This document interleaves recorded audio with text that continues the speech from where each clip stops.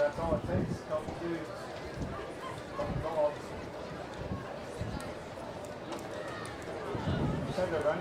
Coach Scott said their running back was a freshman. I remember playing against him a couple of years ago.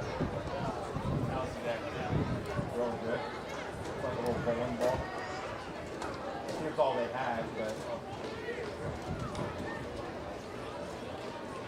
he didn't get much support, but he did well for what he did. Apparently, we have 19 freshmen. I know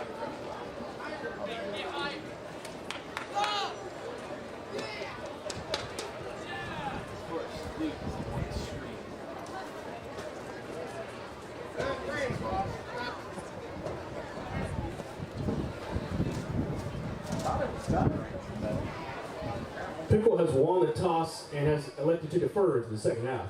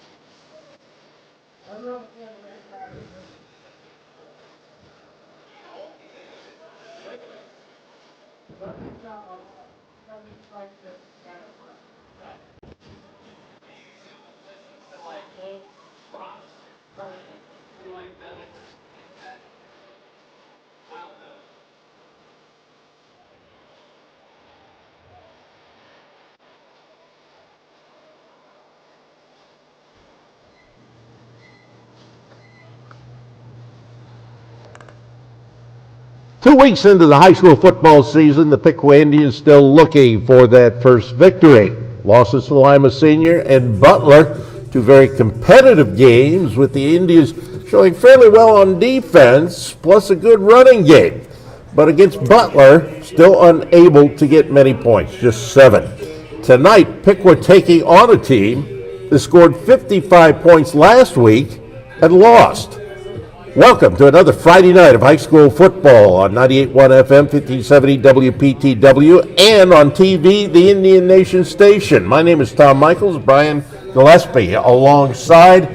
And Brian, for the Piqua Indians, I think this is an excellent opportunity, it would seem, to be able to get in that first win of the season. Well, I mean, you talk about starting the season with a bit of a murderer's row of games. I mean, 3 out of your 4 on the road. You played two 2-0 teams this past 2 weeks. Lima Senior went and won their second game against a rival they hadn't beaten in a long time. Then you have Butler last week, who's 2-0, and you know they're pretty solid all around. They were coming off a win over Northmont. So now you get here to Stebbins, the Battle of the Indians. I know we're going to say Indians about 1,000 times tonight. We'll try to keep people focused on which Indians it is. But this is a good opportunity. Two teams that come in here with very different ways of going about it. Stebbins scores a lot of points, but it's a swinging door and giving up points. And then you have Piqua, who's although the numbers don't really bear it out, defensively, they've done a pretty good job of holding people out of scoring a ton of points. I mean, everybody's going to give up a lot of points to Lima Senior. Meanwhile, Stebbins gives up a lot of points.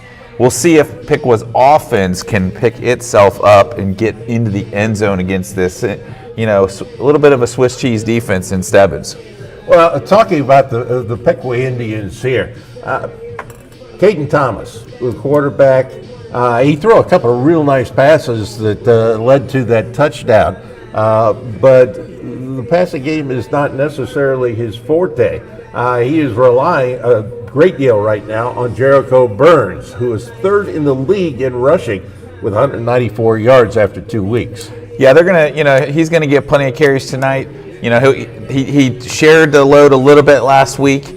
But I think he's going to get back into getting a lot of carries. They did not run the ball incredibly well last week, but against that Butler defense is tough. So tonight, look for them to get back on the horse, running the football. Excuse me, I'm in the wrong sport. Stebbins is giving up 468 yards a game, including 266.5. In the air. They also give up 201 rushing yards. So whatever you want, you usually can get against the Stebbins team. So hopefully that's going to be enough to push Piqua in the right direction. Well, we're going to take a 2-minute break on radio and be back right after this break. It is Piqua and Stebbins on 98.1 FM, 1570 WPTW, and the Indian Nation Station. Ladies and gentlemen, it is youth football night here at Alexander Stadium. We welcome all the future football Indians from grades 3 through 6. Our Piqua youth football teams will host Troy Junior football tomorrow, Saturday, September 7th, at Pittsburgh Park. The first game starts at 1 p.m. and the last game will start around 5:30. Piqua fans, head up to Pittsburgh Park tomorrow to support our awesome Piqua kids as they battle Troy. The Piqua Youth Football Association is headed by Piqua Hall of Famer Scott Foster and a wonderful group of Piqua alumni and Piqua parents. Let's give them our support. We are Piqua. Good luck and beat Troy.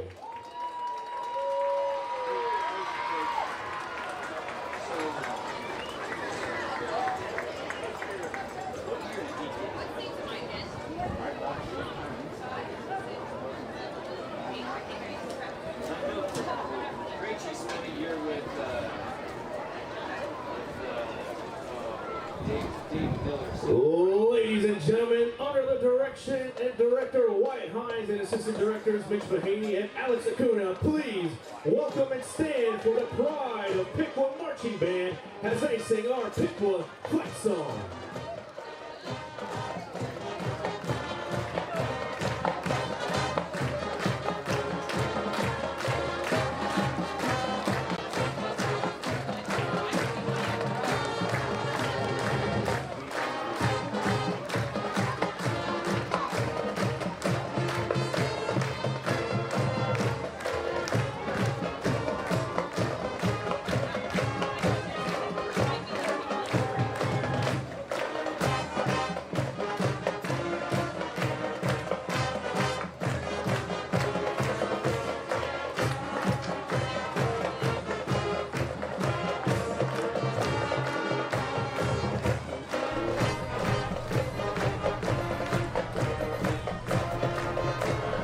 Piqua Marching Band on the field here at Alexander Stadium, Perk Field, as we get ready for this game tonight between the Piqua Indians and the Stebbins Indians.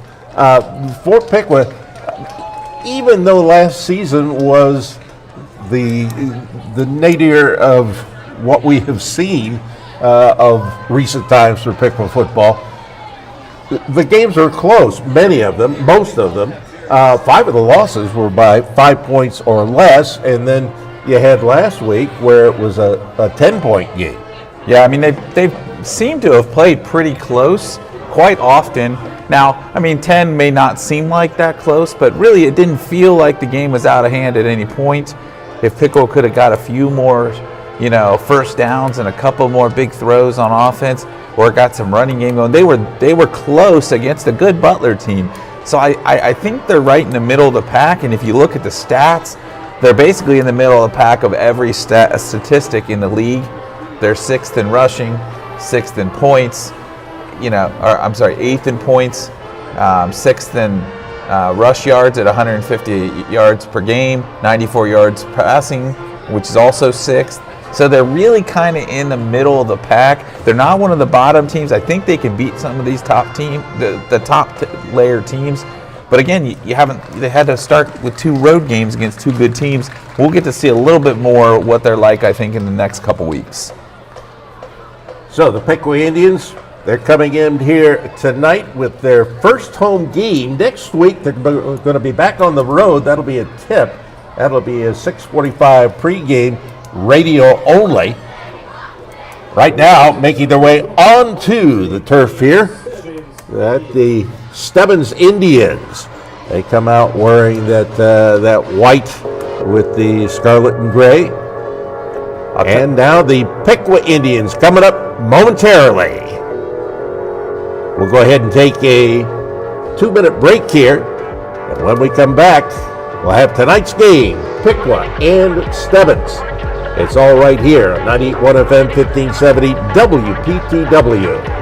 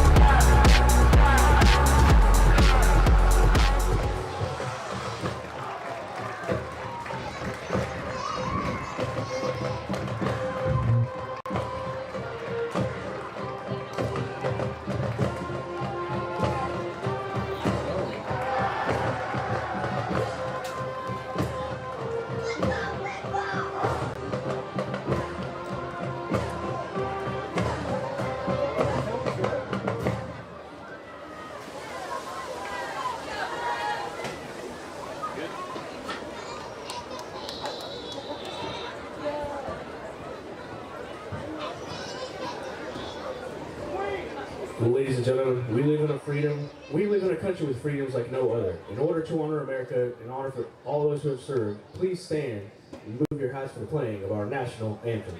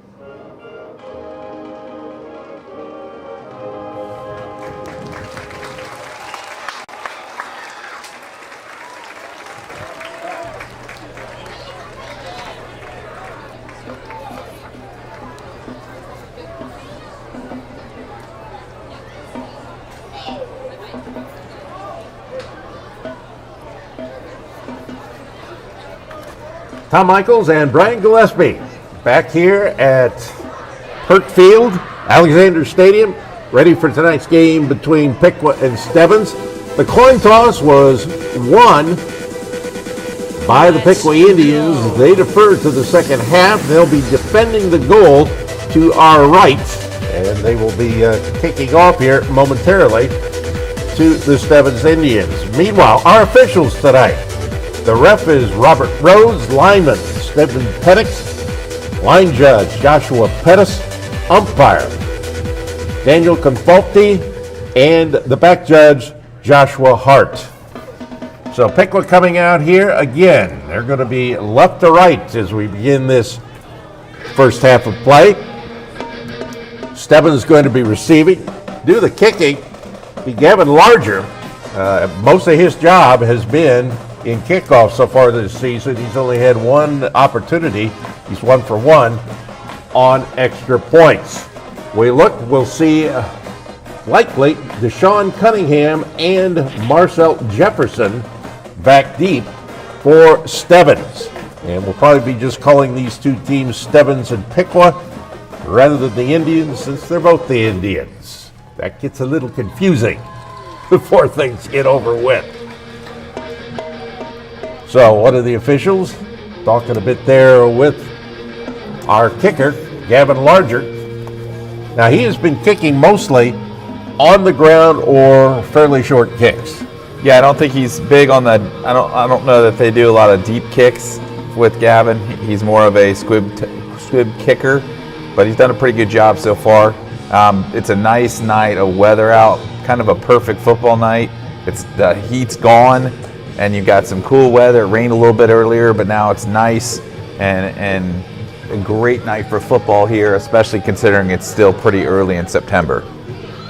And we're waiting for the game clock to make its way down to 00 so we can get things underway. Greg Bonifay is the coach of Stebbins.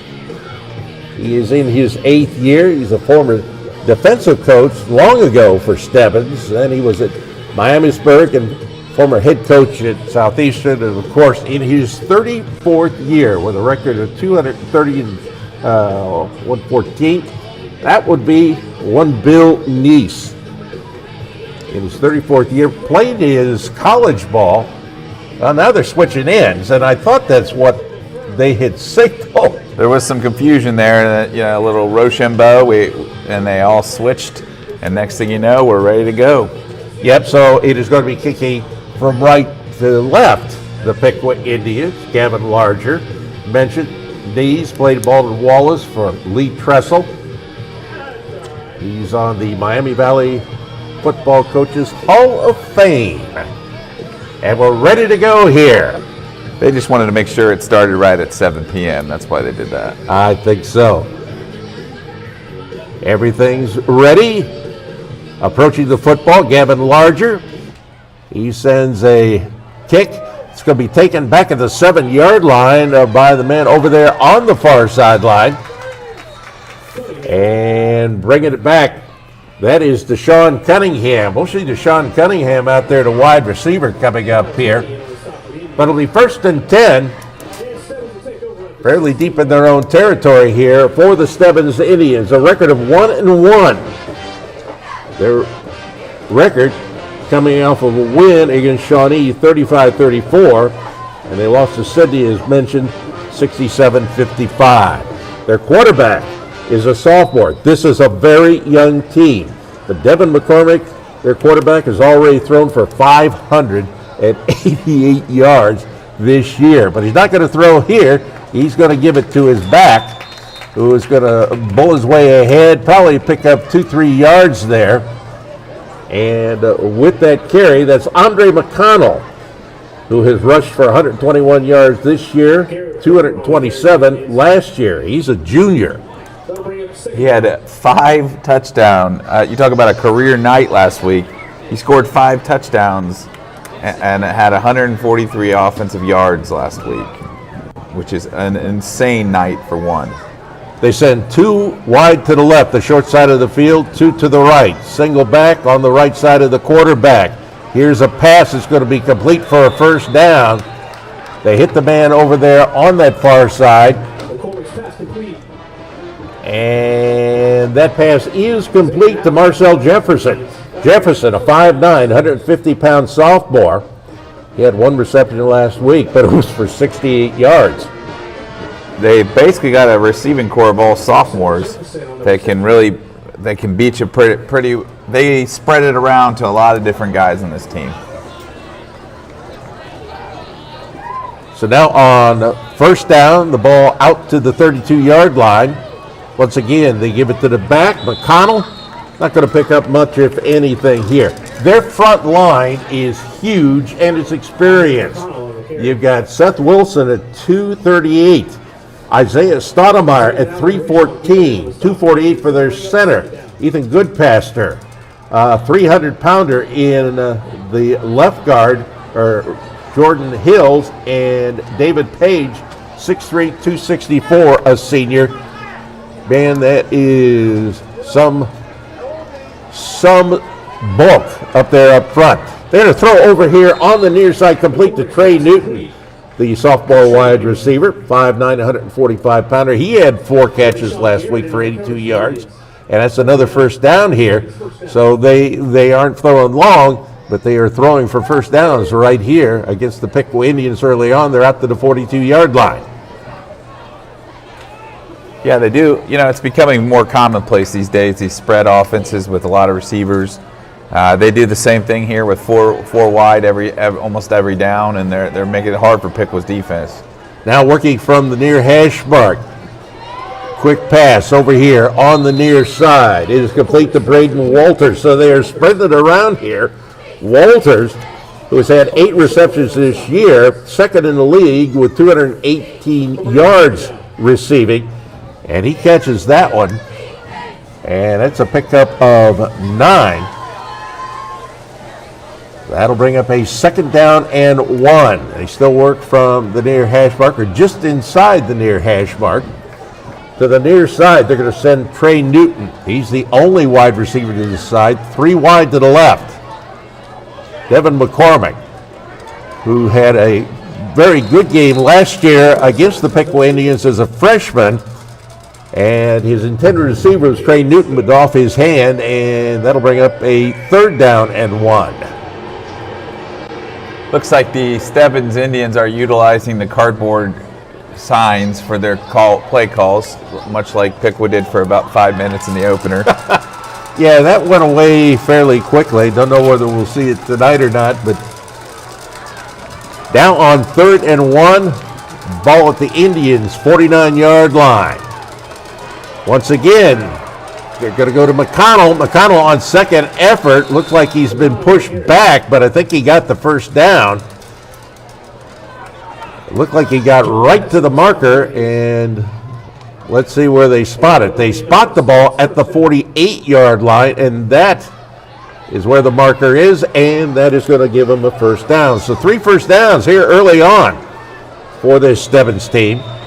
I remember the good old days when they used to measure more often. Don't you remember that? They used to measure. That one was pretty close. Back in the day, they probably would have measured that, but they just use the eye test these days and just roll with it, and they gave them a first down there. So 1st and 10. They work from the 48-yard line of the Indians. Swing pass out off the fingertips of Andre McConnell. He had 6 receptions in the first 2 weeks, but right there, that was on target and off his fingers. That'll bring up a second down and 10. Last week, Stebbins and Sidney combined for 18 touchdowns and over 1,000 yards of offense. You don't see too many games like that one. 3 down linemen for the Piqua Indians. Ball almost pops loose, but getting it is McCormick. He runs ahead, and he'll pick up 5 yards. So after a near disaster, as the snap came back to McCormick, popped high in the air, he manages to get it back down and then run it ahead himself. That's going to bring up a third down here. It almost kind of changed the timing of the play, and Piqua's defenders weren't sure what to do. And it almost got him a good head of steam, so he was able to get a good 5-6 yards there. 3rd and 5. Looking, now throws over here on the near side, complete to Deshaun Cunningham. And then he is driven back by the Indians. And I think but John Hess, who was able to get in there to him. Now coming into the game, Jace Weber. So they're going to put an extra lineman in there. Shea Hancock who's a linebacker, defensive back, comes back out. It's going to be here a 4th down and about 4 yards. The ball at the 41-yard line. This time, McConnell lines up to the left of his quarterback. Rolling left. Here's a pass that is batted away. Getting a big mid on that one was Isaiah Martin. 6'5" with long arms. You have the advantage right there, and he put them up right at the right time. And on downs, the Piqua Indians get the ball, and they're in pretty good field position here. We'll see what they're able to do against this Stebbins defense. 7:33 left to go in the first quarter. No score here at Alexander Stadium. It's kind of an overcast night. Cooler temperatures than what we have been dealing with. Piqua comes out here with Caden Thomas, the quarterback. The back is Jericho Burns.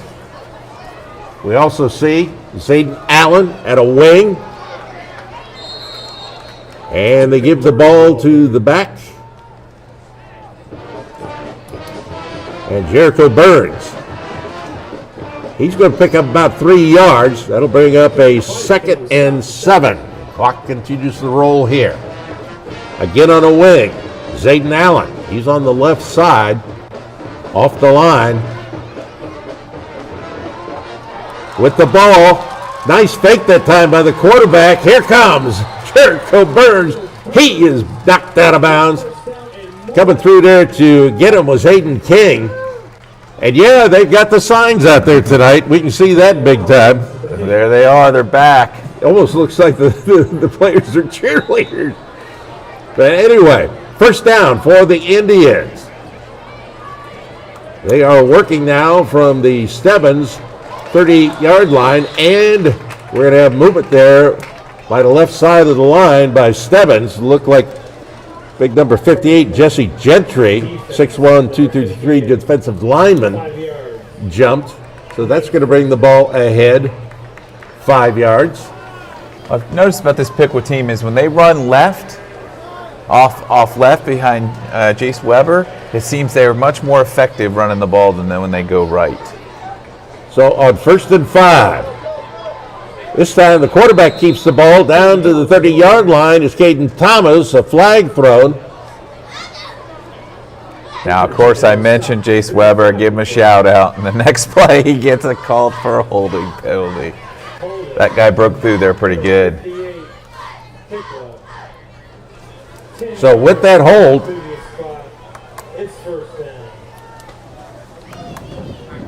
that'll take it back, and it's going to be now 1st and long for the Piqua Indians. Some of that was a little bit of a mishandled snap, so it kind of threw the play off and off the what it was supposed to be, and I think Jace kind of panicked a little bit when that guy got through there. The give, Jericho Burns. He's going to come around the left side, find some running room. He's across the 35, keeps running down to about the 31-yard line. He's about 3 yards short of a first down, but a nice run that time by Jericho Burns, 5'11", 183-pound senior, and he is carrying the load this year as far as the running game for this team. We saw John Hess in momentarily last week, but he didn't play much against Butler. He didn't play any against Lima. Now on 2nd and 3. The ball goes, Jericho Burns. He's got the first down to the 25-yard line. Nice job on that one by the senior. The ball at the 26-yard line. I'll tell you what, there were a ton of white jerseys inside the box. You're talking 7, 8 guys inside the box, and he still managed to get 6 or 7 yards out of that. 1st and 10 for the Indians. And we got movement over on the left side big time by the Indians, so that's going to take it back 5. And it's going to be Jay Hancock. He was halfway up the field. I think he might have been getting that pass. He was trying to get a head start because, man, he just kept running. He didn't care about the flag. Just a sophomore getting his first real playing time this year for the Indians football team. Now they're going to go with two backs, and they give it to Jericho Burns. He tries to go over right tackle and gets it back to the original line of scrimmage. We'll bring up second down. So that brings up a second down now. He's a yard short of that original line of scrimmage, so it's 2nd and 11. Don't forget, Ohio State football on WPTW tomorrow, 7:30 kickoff, Buckeyes and Western Michigan, 7 o'clock with the pregame show right here on WPTW. Now they go to the single back. On a wing off to the left side was Zayden Allen. Once again, they go. Jericho Burns. He'll pick up a yard, maybe a couple here, and they give him a nice spot on that one. So that'll bring up third down. Third down and about 8 yards to go. Big Xavier Dozier, number 8, got his paws on him he's a big young man, and he grabbed him and just swallowed him up on that play. No score inside 5 minutes to go in the first quarter. Wide at the left side is Joey Voskuhl. To the right side, Drake Owen. Rolling near side. Here comes Caden Thomas. Caden Thomas looking. He hit the man, but I think he was out of bounds when he caught it. That's Joey Voskuhl. Yeah, So I think they'll bring up fourth down. he had it on his hands, but he just wasn't able to pull it in soon enough. And he had both his feet out of bounds by the time he did get that ball controlled. Piqua lines up very quickly, this time in a pistol formation. Caden Thomas calls out the signals. Now he's going to look over to the bench. Looked like they were trying to get him on the hard count right there, try to get five yards, but Stebbins did not jump. Thanks to our technical whiz, AJ Ganger. We'll watch the play clock as well. Here's one. It's complete. Got the ball down to Noah Coleman, the 5'10", 176-pound senior. And that's enough for a Piqua first down.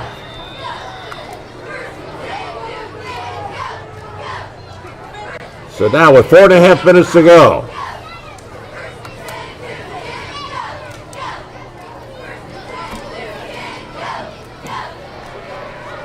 Again, in pistol formation, two wide left. Outside, Joey Voskuhl. Inside, Jay Hancock. The give. It's going to go to Jericho Burns. He's stopped at the line of scrimmage. So it'll be a second down and 10. Indy's just showing him one sign that time. Just off the line, that is Zayden Allen. To the left, Joey Voskuhl. And again, they take it right up the middle with Jericho Burns. Burns down to the 10-yard line.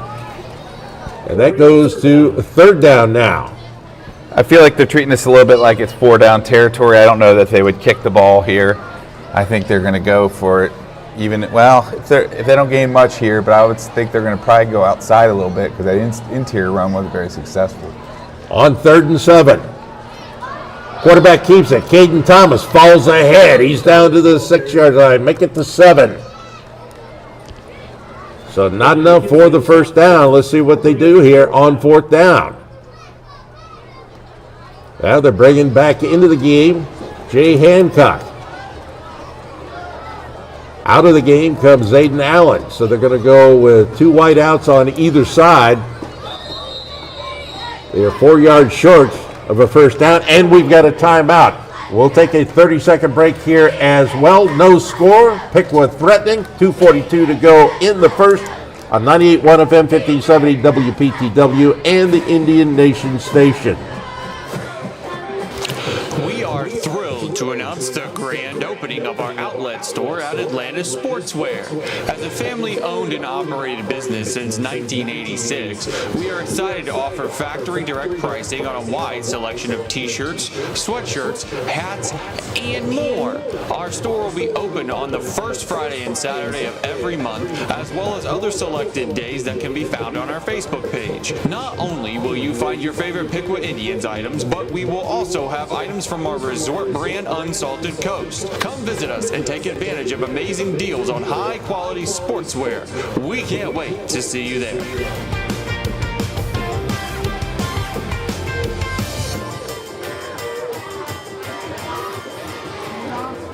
We come back, 2:42 left to go, first quarter, no score. Piqua and Stebbins, it's 4th and 4. Piqua, the ball resting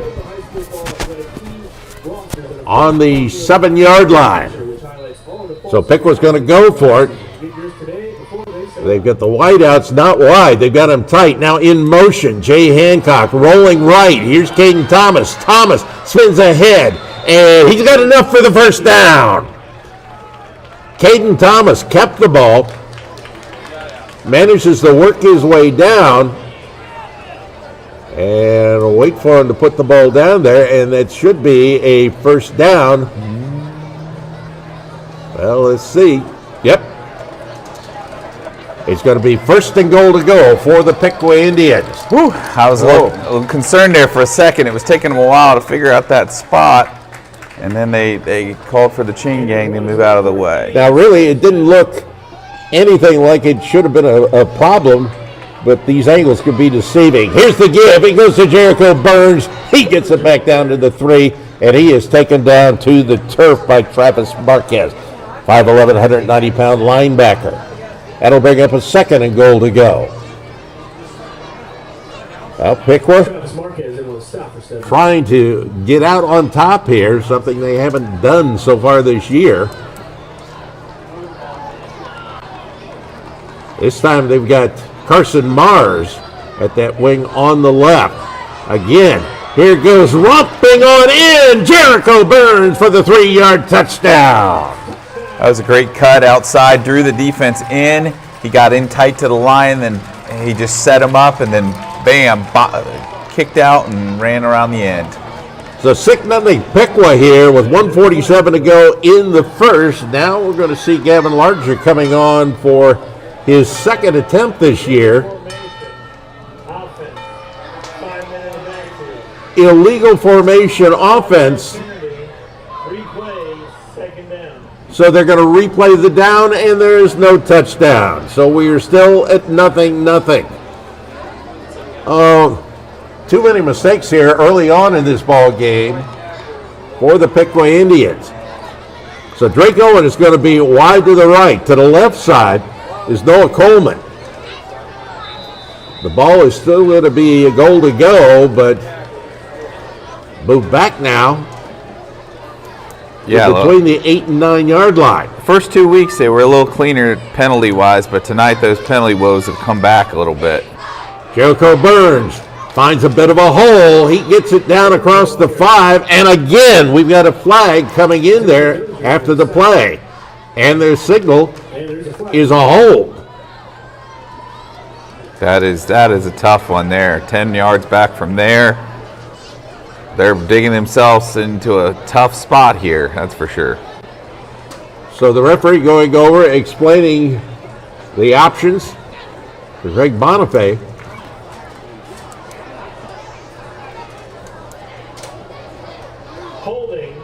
That's another holding call here. So that takes it back another 5 yards. So they replay the down, but it is back right about the 16-yard line. 3 wideouts to the right, including Rashawn Garrett. We also see Joey Vosco rolling right, finding a bit of a hole, and then taken down at the 15-yard line. The quarterback keeps it in Caden Thomas. Ben Lowry is the guy that gets to him. That'll bring up 3rd down and goal from the 15. this team, with its lack of, big playability, they don't do it very often. 3rd and 15 is a heck of an uphill battle for this offense right now. Jay Hancock wide to the right, to the left, 3 men. You got Drake Owen, Rashawn Garrett, Joey Bosco. Off the left hip of the quarterback, that's Jericho Burns. Caden Thomas with the signal. Throws over, swing pass, gets it to Bosco. Bosco down to the 11-yard line. Maybe it back to the 12. Yep, it's the 12-yard line, and it is going to be 4th down and goal. So a ball that was in the end zone not long ago. Penalties hurting them here on this original drive. 17 seconds ago in the first half. No score, Stebbins and Piqua. Piqua looking over here at the bench in no hurry to get this play off. They are going to go to the other end when we start second quarter play, because the first quarter, it is over and done with. So first quarter over, no score. Piqua and Stebbins back after this 1-minute break at 98.1 FM, 1570 WPTW, and the Indian Nation Station. 1964 tonight, celebrating their 60th high school reunion this weekend. The festivities for the weekend include many fun activities, including an after-game party. In addition, the class will take complimentary bike rides by Sweeney's Bike Shop around town, and also be touring the new YMCA. The weekend will conclude tomorrow evening with a dinner at the KOC Hall. Welcome back, class of 1964.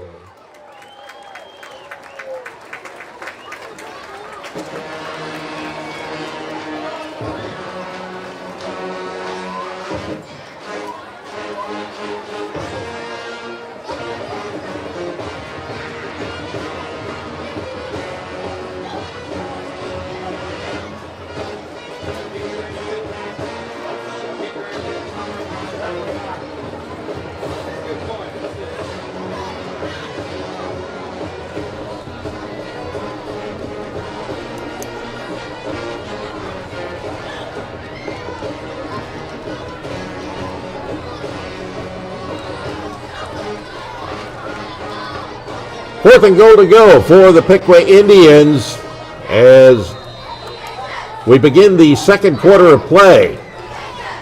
So Piqua comes out of the quarter break, looking over to the coaching staff after they see the defense. 2 wide to the right, 2 to the left, back to pass, Caden Thomas over the middle, and it is caught by Rashawn Garrett for a touchdown.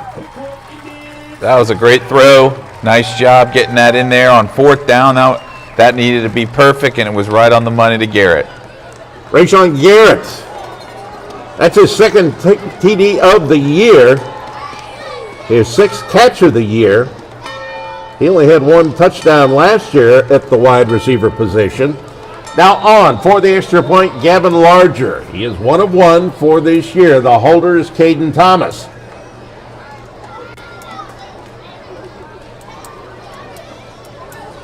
Here's the kick. It is up and it is good. 11:55 left to go in the first half, and Piqua takes out to a 7-0 lead. We'll take a 30-second break here on 98.1 FM, 1570 WPTW, and the Indian Nation Station.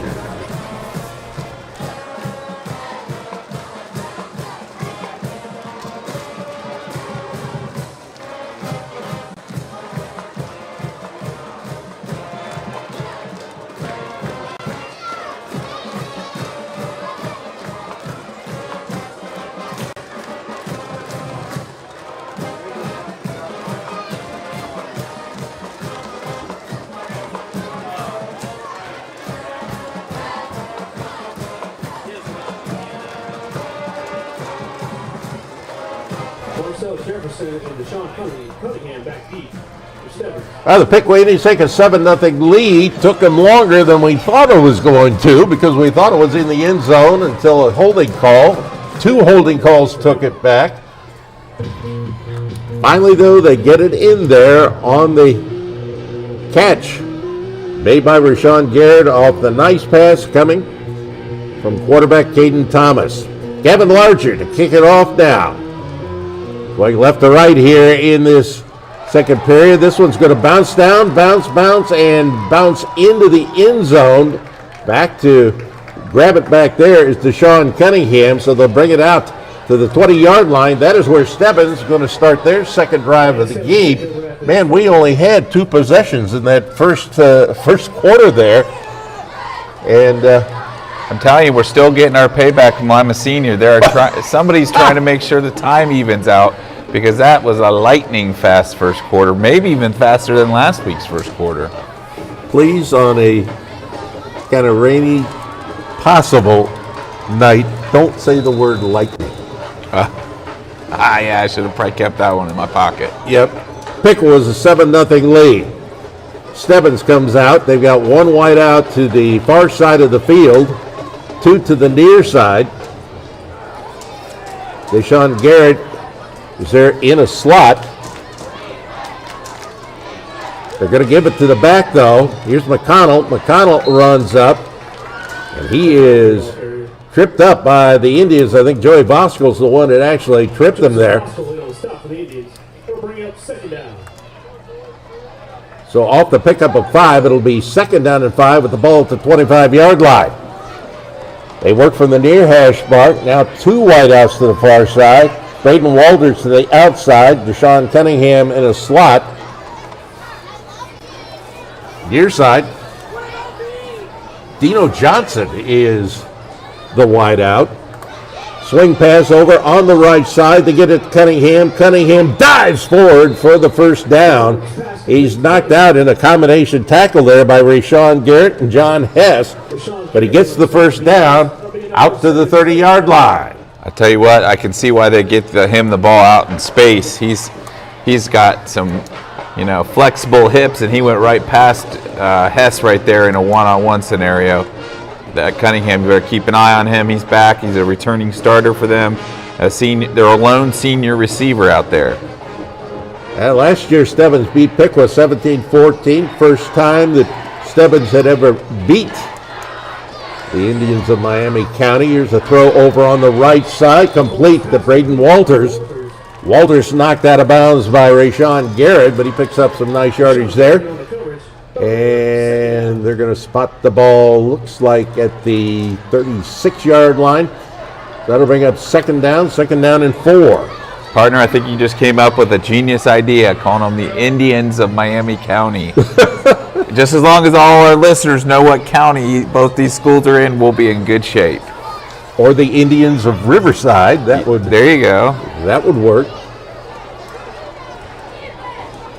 High snap, but it is gathered by McCormick. He hands off McConnell. McConnell twists and turns his way ahead. Owen Schaller, the man off the bottom of the pile who stopped him. He picks up enough yardage out for a 3rd down, but it's going to be 3rd down and short. Keep an eye on it. That's 1 or 2 yards. That's a second high snap right there of the game. Keep an eye on that in case it might come back and bite Stebbins in a little later. 2 backs this time, and they give it to McConnell. McConnell just forces his way ahead with a bunch of blue shirts around him. So that'll be a 1st down for Stebbins. McConnell seems to be pretty able to make something out of nothing. He's had a couple downs where they look like Piqua had him dead to rights, and he was able to get through a small hole. So keep an eye on that. 9.5 minutes to go. First half. Piqua with a 7-0 lead. Again, going with 2 backs. They'll give it to McConnell. He tries to bounce to the outside. This time he is going to be wrapped up and taken down right there at the line of scrimmage. Getting to him was John Hess. John Hess came into the game with 9 tackles this year, had 36 last year.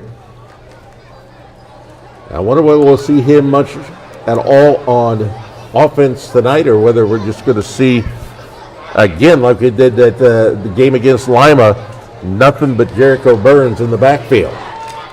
2 wide outs, either side, single back, high snap once again. McCormick gets it. McCormick throws it ahead. It is going to be right there close to the yard marker. Braden Walters picks it up. He signaled a first down. The official does not. He's a yard short. He might want to go back to the drawing board and figuring out what a first down looks like, because he was clearly not even close to the first down, and he was a full yard away, and he pointed for a first down. You might want to rethink that one next time. Also, he's wearing a white shirt, not a striped shirt. So now on third down and short, less than a yard. With the three backs, McConnell again. McConnell finds a big hole and gets it across the 40, down to the 38-yard line. He is stopped once again. Owen Schaller in on the stop that time. Ball at the 39. So a first down for Stebbins. Last year 4-7, 4-5 in the MVL. Looking to try and get this program turned around. They've certainly got a lot of talent on this team, not a lot of experience. Looking for the deep throw. Here it comes down. It's intercepted. And going to the turf, he slipped on the wet turf as Joey Voskel. So the Piqua Indians will have this ball deep in their own territory. Back about, it looks like, between the 2 and the 3. I'll tell you what, McCormick said, what the heck, I'm just going to throw it up there. There was nobody close. There was three Piqua defenders back there. His receiver could not believe he threw that ball. It was like a punt to the 2-yard line. And I believe that's the first interception by the Piqua Indians this year. So Piqua's coming out here. They are deep in their own territory. My guess is they'll try and just work it so they can give themselves a little bit of room. Wide out left side, Jay Hancock to the near side. Drake Owen. Inside him, Devo Nisley. And it's going to be Jericho Burns. He gets a lot of room. He's down the right sideline. He is forced out of bounds around the 45-yard line. Coming up and forcing him out was Hayden King from his defensive back position. But a great run that time by Jericho Burns. And more than a little working room right there. He's out to the 43-yard line. Still in their own territory for Piqua. Big time, 41, looked like about 41 yards on that run. I mean, he found the hole and just left. He got going in a hurry. So Piqua getting some new personnel in there. Joey Voskel coming in. He'll be the wideout on the left side. Devo Nisley inside him to the near side. Drake Owen. And it'll be Zayden Allen on a wing here on the right side. Jericho Burns off the right hip of quarterback Caden Thomas. Thomas calling out the signals. Thomas gives the ball to Jericho Burns across the 50, the 45, knocked out of bounds at the 40-yard line. Another nice run by Jericho Burns. They'll keep him in there. He's getting the job done. Yeah, another nice play by the offensive line. It cleared the way for him. They gave him a huge hole on that right side. I'm not sure why it took so long to move the sticks here, but here we go. He was knocked out actually at the 46-yard line, but he's now Piqua into Stebbins territory. 2 wide left, 1 to the right. Back to pass, Caden Thomas, looking, and incomplete. Was looking over here on the near side for Drake Owen. Drake Owen was actually in triple coverage down there. So loosening up the playbook a little bit there, flowing long on first down. 2nd and 10 now, 7:05 to go in the first half. 7-0, Piqua the lead on Stebbins. Well, you figure an effective running game will loosen up that passing game, hopefully. Piqua looking for their first win of the year. Once again, wing left. Give up the middle. This time, Jericho Burns just dragged the man along with him, dragging Travis Marquez to pick up good yardage down to the 41-yard line. So pick up a 5. That'll bring up a 3rd and 5. Marquez and Victor Jett III, both juniors, defensive players, are their 2 leading tacklers that coming into the game with 13 apiece on the year. Piqua with a 3rd and manageable here. Signals called out. Dropping the ball, picking it up. Caden Thomas. Thomas is going to be taken down, and let's see. The ball came loose. I think they're going to say he was down, but it's going to bring up 4th down. Loses a yard on the play, so it'll be a 4th down and 6. Not even hesitating, already keeping the offense on the field, 4th and 6 near the 40-yard line. Travis Neese is feeling like a gambler tonight. And I think that shows they also Confidence. they've got confidence in their defense if this goes bad. Yes. They have been able to get some long 4th downs in this game so far. So maybe, they look like they might punt it after all. We'll see. Yep, they're going to run the play clock down. And now with 5:38 to go, timeout is called. Timeout is called. We'll take a 30-second break here as well on 98.1 FM 1570 WPTW and the Indian Nation Station.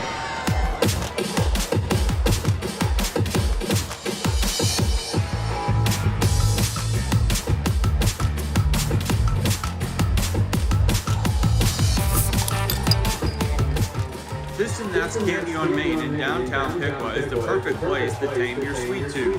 They have a huge selection of all different kinds of candy. Don't forget to check out their selection of glass bottle sodas. They even have their own delicious flavors. Whether you're craving some chocolate, saltwater taffy, gummy worms, or anything in between, This and That's has it. Don't forget to use your Spirit cards at checkout for 25% off your order. This and That's. And back once again here to Alexander Stadium. 5:38 to go in the first half. 4th and 6 now. Piqua on the Stebbins 42-yard line, and they're going to go ahead and punt the ball. That'll bring in Chris Davis, the freshman punter, averaging right around 41 yards per punt. This one he doesn't necessarily want to go all 41, and this is going to be taken at the 5, run ahead. And with that run back, that was Deshaun Cunningham. I think that might have been Dino Johnson, my guy Dino Johnson, that returned that kick right there. He looked like he almost released and was able to get away from Piqua defenders, but he got tripped up at the last second, thankfully for Piqua. So he gets it back out, gives them some working room here at the 19-yard line where it'll be 1st and 10. Piqua with a 7-0 lead. 5:27 left to go in the first half. Tom Michaels, Ryan Gillespie, and our entire crew here at Alexander Stadium. They'll give it to McConnell once again. And now they got a new back in there. That is Ryland Ray. Ryland Ray with that carry. Picks up a yard, brings up a 2nd and 9. Ryland Ray, who is a freshman, 6'1", 206. You talk about a young football team. Yeah, you got all those sophomores, you got juniors, and now you got a freshman in there as one of the running backs. Now passing over on the right side. Low pass. And let's see, did they say he pulled it in? One of the officials, I think, said he did, but I think he's looking for some help. The back judge, I think, changed the call and said he did not. Okay. It was a very low pass over in the right flat, but it hit the turf before the receiver was able to get it. So that'll bring up 3rd down and 9. Tell you what, how about a different type of game for the Stebbins Indians this week? After scoring 55 last week, scoreless so far. Well, Piqua's still finding points at a premium. They've got 7 in this one. We're still early on. Here's a pass over the middle, and the receiver never turned around. That's your buddy over there. Dino Johnson. Dino Johnson, who is a senior of all things on this team. He didn't get his head turned around. He was actually open, but I don't know that he thought he was in the route. I think he was supposed to clear them out and never turned his head around, and he dropped incomplete. Now Trey Newton is going to punt it away. Nicely back deep for the Indians. Nisley is back deep for Piqua. They get the ball away. Nice punt. It's going to bounce at the 42. Matter of fact, that didn't go as far as I thought it was going to, and then it had no roll on it. So it is down, and Piqua is going to have excellent field position here as we get late in the first half. 4:28 left to go before halftime. Piqua holds a 7-0 lead on Stebbins. Hard to believe already 4:28 left in the first half. This game is on fire fast. And we've had, usually when we have a fast quarter or a fast half, it's because we've had nothing but running, but we've had some good many passes here in this first half. Penalties mainly on Piqua. So from the far hash mark, they work from the 40-yard line. Caden Thomas gives the ball. Jericho Burns. He finds big running room right side. He's out across the 30 and is tripped up at the 25-yard line. Jericho Burns. First down for the Piqua Indians here. Man, I think the turf monster got him, or that was 6, because he tripped up. I don't know that he might have accidentally tripped over his own teammate, because he looked like he was cruising at least to get inside the 10-yard line. Ball spotted at the 24, 1st and 10, Piqua. He finds another big hole, runs to the right side, and he's out of bounds at the 15. We are all over this, field, running right, running left. And on that one, another big one, he even needs a break after those couple of runs. They finally took him out for a play. So into the game comes John Hess. Wide to the left. Noah Coleman inside him. Devo Nisley. Wide out to the right. Single wide out there. That is Drake Owen. Here goes Hess. Hess finds a hole. The offensive line is doing an excellent job right now, and a nice run by John Hess. John Hess, who is a 5'10", 193-pound junior, had only rushed for 6 yards coming into this ball game this year because he hasn't had the ball in his hands much at all. So it's 1st and goal to go now for the Piqua Indians inside the 10-yard line. Here goes John Hess, and he's brought down at the 9. I'll tell you what, that Stebbins defense got to be a little tired considering they didn't have but maybe 30 seconds to go off the field, and then they were punting already right back to them, and then they gave them, put them in a tough spot, this defense, and Piqua's offensive line has just been moving them wherever they wanted them. Carson Marsh comes into the tight end on the left side. You're going to have Zayden Allen lining up behind the left tackle. John Hess is still the back to the right side of quarterback, Caden Thomas. John Hess lowers his head and gets it down close to the 5-yard line. That'll bring up 3rd and goal to go from the 5. And they're going to say his knee was down at the 6. Xavier Dozier in on the stop. We'll bring up 3rd down. So Dozier in there for the stop. Yep. Piqua right now with a 7-0 lead on the march once again. 2:23 left to go in the first half. Back into the ball game comes Jericho Burns. Single wideouts either side. Tight ends either side. They give the ball Jericho Burns, and Burns is going to be taken down for a loss. Coming through there to get the stop on him, Aiden McKenzie is one of those, the 5'9", 148-pound sophomore linebacker. And that'll bring up a 4th and goal to go. Looks like they're going to kick the field goal here. Yep, coming on. And this is Larger's first field goal attempt. Did he have one in the... I feel like maybe he had one other field goal he made. So Larger comes in here. Yeah, he had one other one this year. His holder is Caden Thomas. This is going to be 17, about a 27-yard attempt, and timeout is called.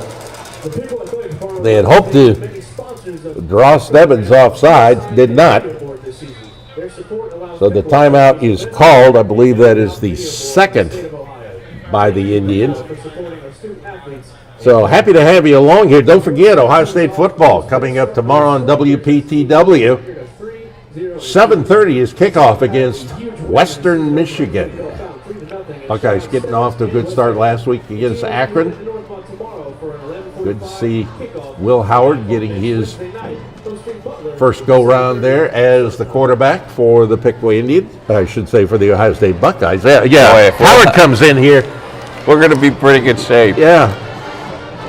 The question is, will Western Michigan put up any kind of fight this weekend? Yeah.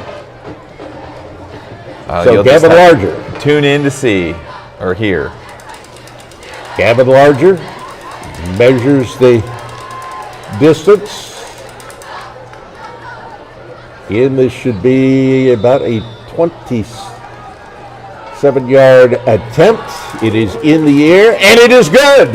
And the Piqua Indians on that 27-yarder take a 10-0 lead on the Stebbins Indians. 1:23 left to go. We're in the first half.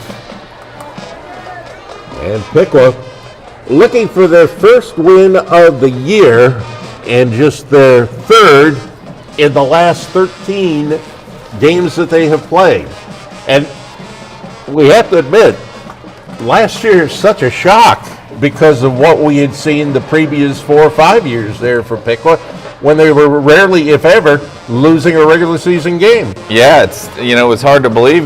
We were seeing it. We knew it was going to be a bit of an uphill climb with a lot of young players, but I guess we underestimated the challenges they faced. And man, it was an eye-popping season, an eye-opener for everybody involved. And I think they've effectively turned the page on that one this year. Even though they haven't won their first 2 games, they have definitely played better than they did last season. Other games in the MVL tonight, you got Troy at Butler, Tip at Greenville, Xenia at Sydney, and West Carrollton at Fairborn. We'll try and have some scores for you coming up on radio at halftime. Gavin Larger getting ready to kick off. As he moves his way, left to right, puts this bouncer down, and it is going to be taken and brought back with it. Deshaun Cunningham. Cunningham is getting tackled there. Izzy Coleman coming through, also with him, Jay Hancock. So now with 1:18 to go in the first half, Piqua Indians just need to make sure that they don't give up any points here. They'll have the ball to begin the second half of play, as they won the coin toss and elected to defer.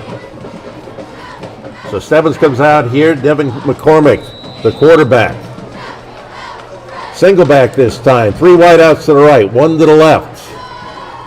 McCormick rolling right, looking. And off the hands of Deshaun Cunningham. It bounced, I think, once or twice off his hands before he finally just couldn't hold on to it. And it's going to be a 2nd down and 10. Ball at the 38-yard line, their own for Stebbins. Stebbins had big graduation losses, including the running back Lavelle Lyles, who had 517 yards last year. So we talk about this young team. Just inside the near hash mark at the 38-yard line. The give this time going to go to McConnell, and McConnell is going to be taken down at the 48-yard line. For the Piqua Indians, we're going to see Zayden Allen as one of those who was in on the tackle, along with Jace Weber, the defensive end at 6'4", 229. Brings up a 3rd down and 8 with 1:04 to go, and we got a timeout called, as called by Stebbins. So Stebbins, we continue to watch this team. They've got size and experience on that O-line. I went through that a little bit earlier. For the Piqua Indians, they put some pretty good size up there on their O-line as well. Jace Weber's 228, Cade Ball 269, Madison Kochka 272, 213 for Tony Gardner at the left guard position, and at left tackle, the 6', 234 senior Weston Mars. I tell you what, they grow them a lot bigger than they did when I was in high school. Oh yeah. On every team's line, you just see these guys that look like they were like college players back when I was in the 90s. 3 down linemen for the Piqua Indians. With the 3 linebackers. Back to pass, there's one. Short pass picked up by Cunningham, who falls forward for the first down right there at midfield. So it'll be a 1st and 10. Izzy Coleman comes up with the stop, but the ball right there at the 50-yard line. 1st and 10, 52 seconds to go, first half. Piqua with a 10-0 lead. McCormick looking. Things break down. He runs it ahead. Gets a nice run. He gets a nice run. It looks like for a first down. I think he went out of bounds just beyond the yard marker. Indeed, they signal first down. Gets the ball down to the 39-yard line. Piqua doesn't want to give up anything, even a field goal here. So the ball is sitting there at the 40-yard line, and another timeout. Timeout called, and by the time they put the ball down, it's spotted at the 39-yard line. We'd like to thank everybody who comes with us on these broadcasts. Some of the folks on the Indian Nation station, Atlanta Sportswear, Bits and Pieces, Craig's Corporation, Dr. Littlejohn, Edison State, Harmony System, Little Caesars, Dick Lumpkins, Kathy Henney, Roberts Brothers Comfort, This and That's Candy on Main, Buffalo Wings and Rings, and Levin Meringue Flower Boutique. And of course, we got a bunch of folks on radio, Allie and Bradle. First Choice, Paint and Body, Jameson and Giannis Funeral Home, and Sunset Meats. We'll get to some of the rest of them a little bit later on. We come out here, it's a 1st and 10 from the 39-yard line for Stebbins. That's Piqua's 39-yard line. Work for the right hash mark, 35 seconds ago in the half. McCormick takes the snap out of the gun, dancing around, still looking, gets the ball ahead. He finds the man over there. It is complete to Marcel Jefferson. And another first down here for Stebbins. They're, if nothing else, putting themselves in possible field goal territory. Ball is at the 28-yard line. They're just going to spike it here. And McCormick spiked the ball. There's a flag on the play. We do have a flag on the play. Take a look back, see what the official is going to let us know. False starts is the call here against Stebbins. Takes it back 5. Our referee tonight is a very casual gentleman. Yeah, he's. We look for him to make the calls, and he's just already walking away. Doesn't say much. He's not very aggressive with his calls. Yeah, nonchalant, I would say. But that takes it back to a 1st and 15 now, with the ball on the Piqua 33-yard line. 3 wideouts left, 1 to the right. 18 seconds go in the half. This last minute has really slowed down. McConnell is the back off the right hip of the quarterback. That quarterback, McCormick, looks, and the ball is intercepted. Was it intercepted? Yes, indeed it was.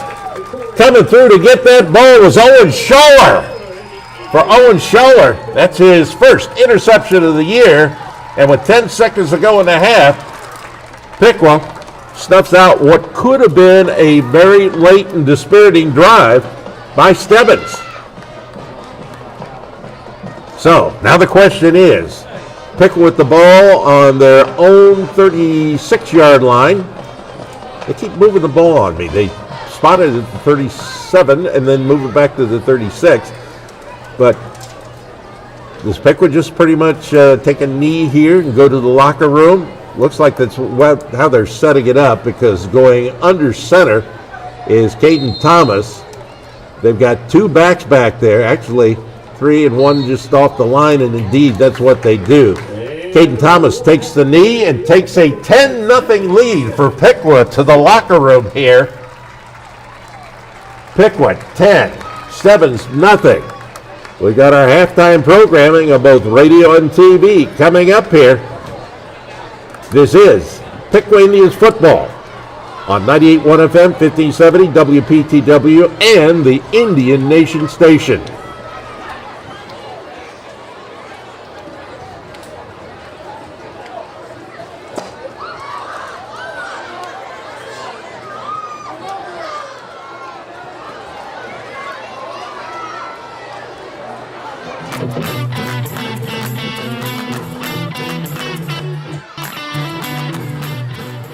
Roberts Brothers Comfort, we understand a malfunctioning air conditioner can disrupt your daily life.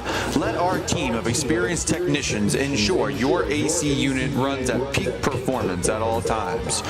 Roberts Brothers Comfort, 937-909-DONE or robertsbrotherscomfort.com.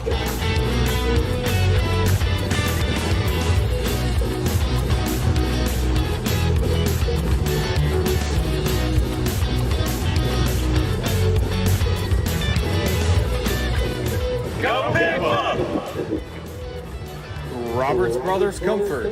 You're going to like the way you feel.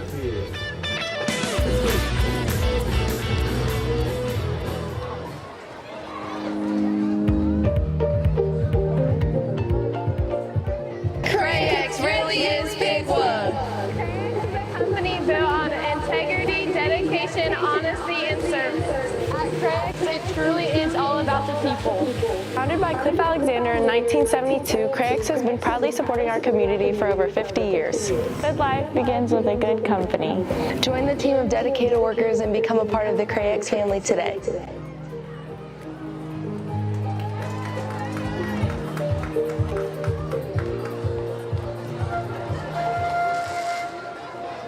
Good evening, ladies and gentlemen. Please direct your attention to the field as the Pride of Piqua Marching Band takes center stage. Tonight, we are thrilled to present the preview of our 2024 competition show titled Forge. Our musical selections include This Is Burke from How to Train Your Dragon and Gustav Holst's Second Suite in F, featuring Song Without Words and Song of the Blacksmith. Through these pieces, we explore the process of creation and the strength of those who forge and the artistry involved in bringing something new into the world. We hope you enjoy this glimpse into a time of craftsmanship and creativity. Under the direction of drum majors Brianna Thompson, Becca Henry, and Kara Parshall, please welcome the Pride of Piqua Marching Band.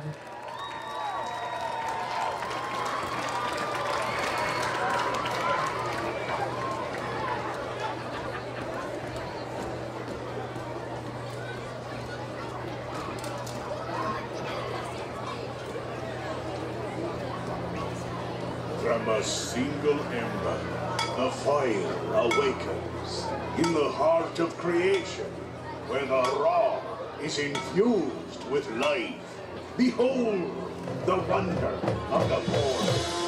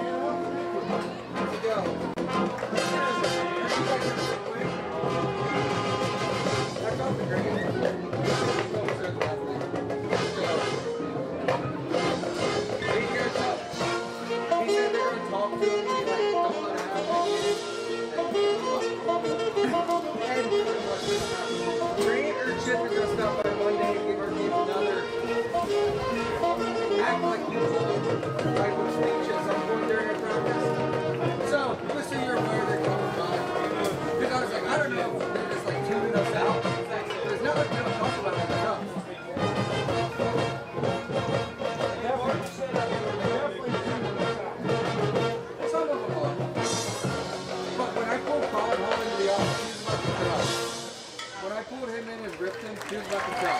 You can tell he's not used to being in trouble. You know what I mean? Well, I'm not surprised. Yeah. But when mom came rolling in crying, and I was just like, You're feeling good, right? they get that quick because they gotta move on. Exactly. Yeah. And then when they want to study it and for future reference, they pull up these. I feel like I can figure this out because they have the other one. That's doing the same thing. Or did you guys turn on the huddle? That one for we got much more learning back then. That's great.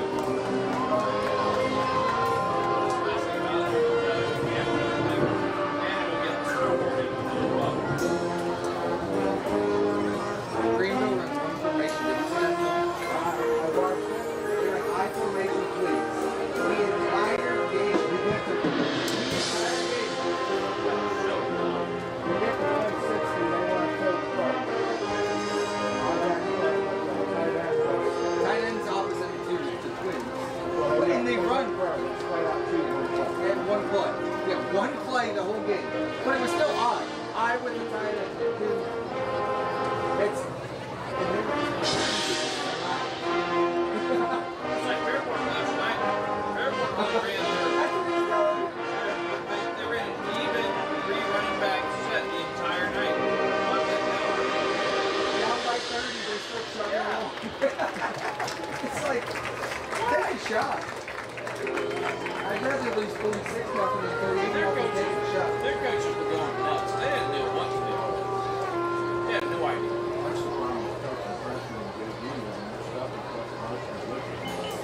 They want to pull a kid up on a Wednesday. Well, You don't get to prepare for that.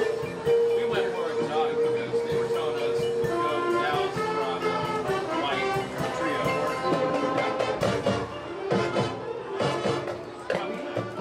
Our last game, I think, we played with the Wednesday. We're going to line up and go to County. Now, Come stop us right now. we tried to do that last night, and then they put 9 in the box. So we were like, okay. So we started doing this rotate.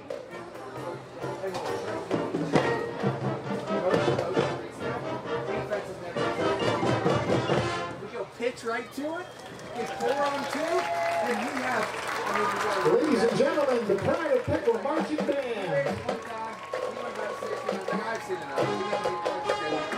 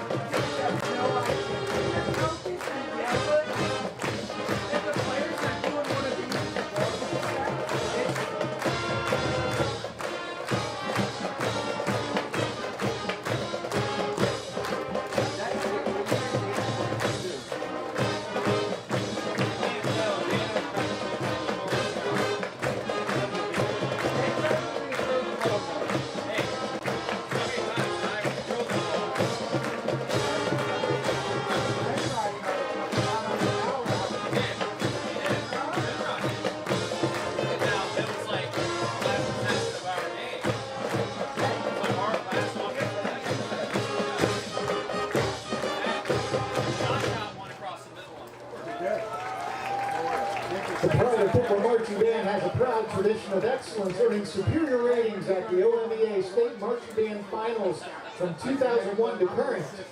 The success is a testament to the dedication and talent of our students and staff.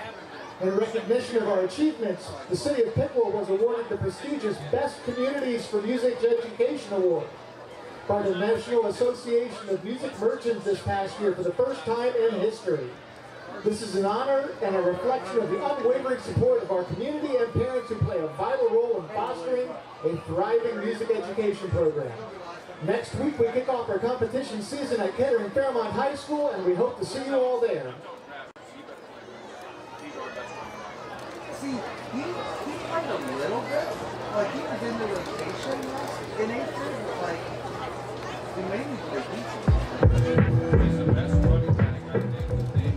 Lemon Meringue is a floral boutique and plant shop located at 120 North Main Street in Piqua. Need flowers for your wedding, funeral, baby shower, or a special event? Lemon Meringue has you covered. Lemon Meringue is open Tuesday through Thursday from 10 a.m. to 5:30 p.m., Friday from 10 a.m. to 4, Saturday 10 a.m. to 2, and they're closed Sunday and Monday. For more information, call 937-726-0451 or visit them on Facebook. Mention this ad at checkout to receive 10% off your boutonniere or corsage for the school dance.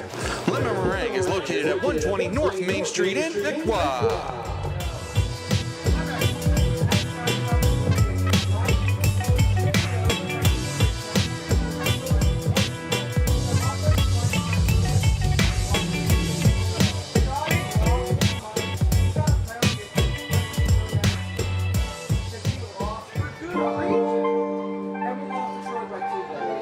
We just sold our house with Kathy Haney. And there is nobody else that we would rather use than Kathy Haney.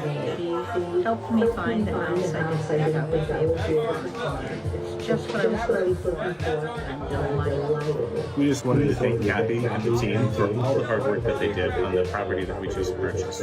Remax and Kathy Haney did a great job selling my house. We have worked with Kathy for over 2 decades. We would absolutely recommend her to anyone that we considered a friend or family or cared about, because if you go to her, you're going to get the best. It's that simple. All we can say is thank you, Kathy, for selling another property for us. We couldn't be more pleased. When you hire the best, you get the best.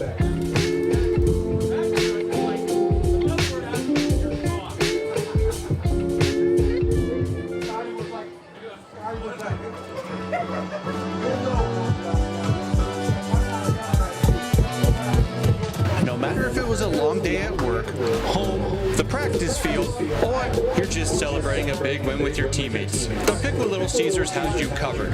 Stop in for a $6.49 hot and ready pizza anytime. Your Piqua Little Caesars are proud sponsors of the Indian Nation Station and Piqua Athletics.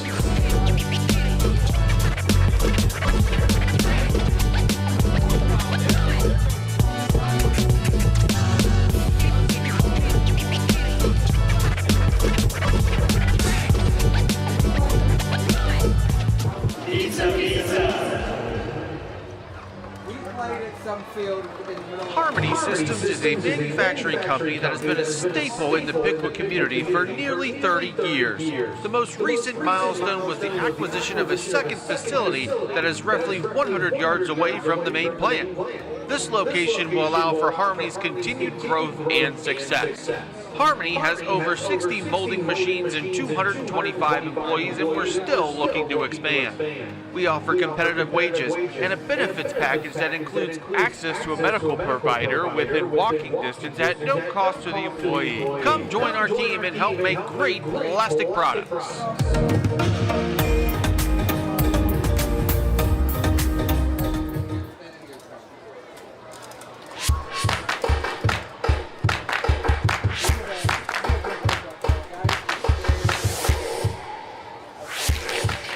Buffalo Wings and Rings in Piqua is located at 989 East Ash Street. They have 45 TVs to watch all the live sports that you could imagine and offer a wide variety of food options.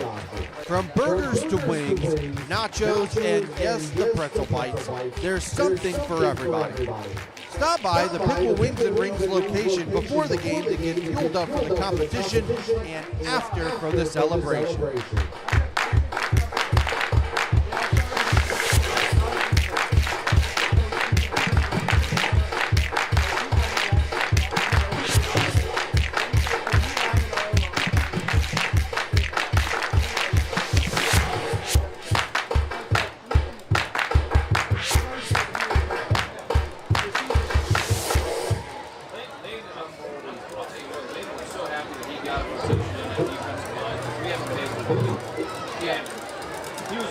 Coach, I thought we had a pretty good rotation tonight. And I was like, oh, really, Landis? Because you have now 15, 20 snaps on defense? He goes, yeah. I go, you know why that is, right? He goes, no. I go, you guys are kick ass on offense. For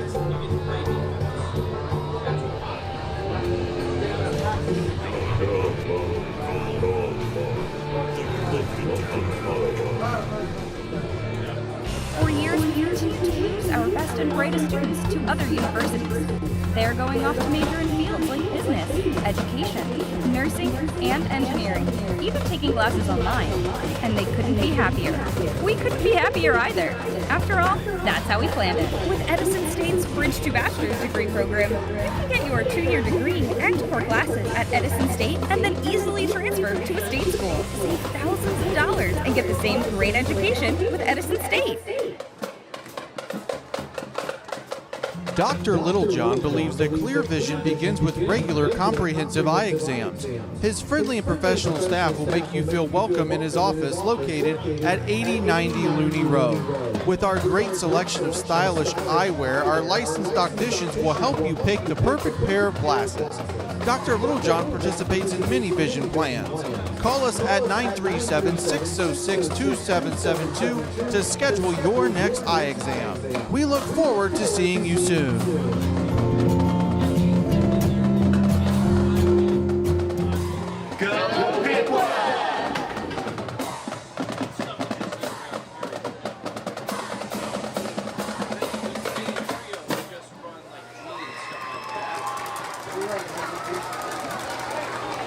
It's nice, especially when you get outside, you get an extra locker. So you pull same side. Congratulations for the most years in school. Let's give it up for Spring Creek for being the most spirited school this week. So we run 26.7. The athletic department would like to thank Crooked Handle for the great food and service they provided to our chain gang and staff tonight. Crooked Handle is located downtown at 123 North Main Street next to beautiful Rock 9. Great place for your favorite beverage and outstanding food, including pizza, sandwiches, and salads to connect with friends before and after the game. You can catch the Bill Nation's Coaches Show this coming week on Spectrum Channel 5, as well as the Indian Nation station on YouTube. The show features highlights from tonight's game and a preview of next week's game with Pick City. In addition, Coach News will be featuring the senior football players breaking down the entire Indian season. The girls and boys cross country teams will take center stage at Alexander Stadium tomorrow night as they will be hosting the 5th annual Piqua and Invite Under the Lights. Piqua will entertain over 1,000 runners from over 25 schools. This event promises to have bright lights, loud music, and fireworks at the start of the varsity races. The junior high will start at 8 p.m. and high school will begin racing at 9, 9:40, and 10:20. Come on out and support our cross-country teams tomorrow night. What promises to be an electric atmosphere. PIAB will be giving away $10,000 on Saturday, November 16th. PIAB will be selling 300 tickets for this reverse raffle. Over $14,000 will be given away at this event. Stay tuned for more information coming your way. The Piqua cheerleaders will be hosting the Little Indian Cheer Camp starting on Monday, September 16th, Tuesday, September 17th, and Thursday, September 19th at Piqua Central Intermediate School from 5:30 to 7. This for all students from kindergarten through 6th grade. The cost of the camp is $25. Please see any of the Piqua cheerleaders for information. Little Indian cheerleaders will perform at the next Friday night home game, which is 2 weeks from tonight when Piqua hosts Greenville. I was happy that we finished the first one. We had Hartzell Air Movement and Hardwoods will be sponsoring their 3rd annual tailgate party 2 weeks from tonight. You are promised a great atmosphere before the game with free food, games, and giveaways, including t-shirts and other goodies. Piqua appreciates Hartzell for being a great partner and for all that they do for our community. The athletic department would like to thank Wings and Rings for the great food and service they provided the press box tonight and also at the tailgate prior to tonight's game. Head to Wings and Rings this weekend to watch your favorite college football and NFL teams. You'll be glad you did. Wings and Rings is located by the Piqua Mall on Ash Street.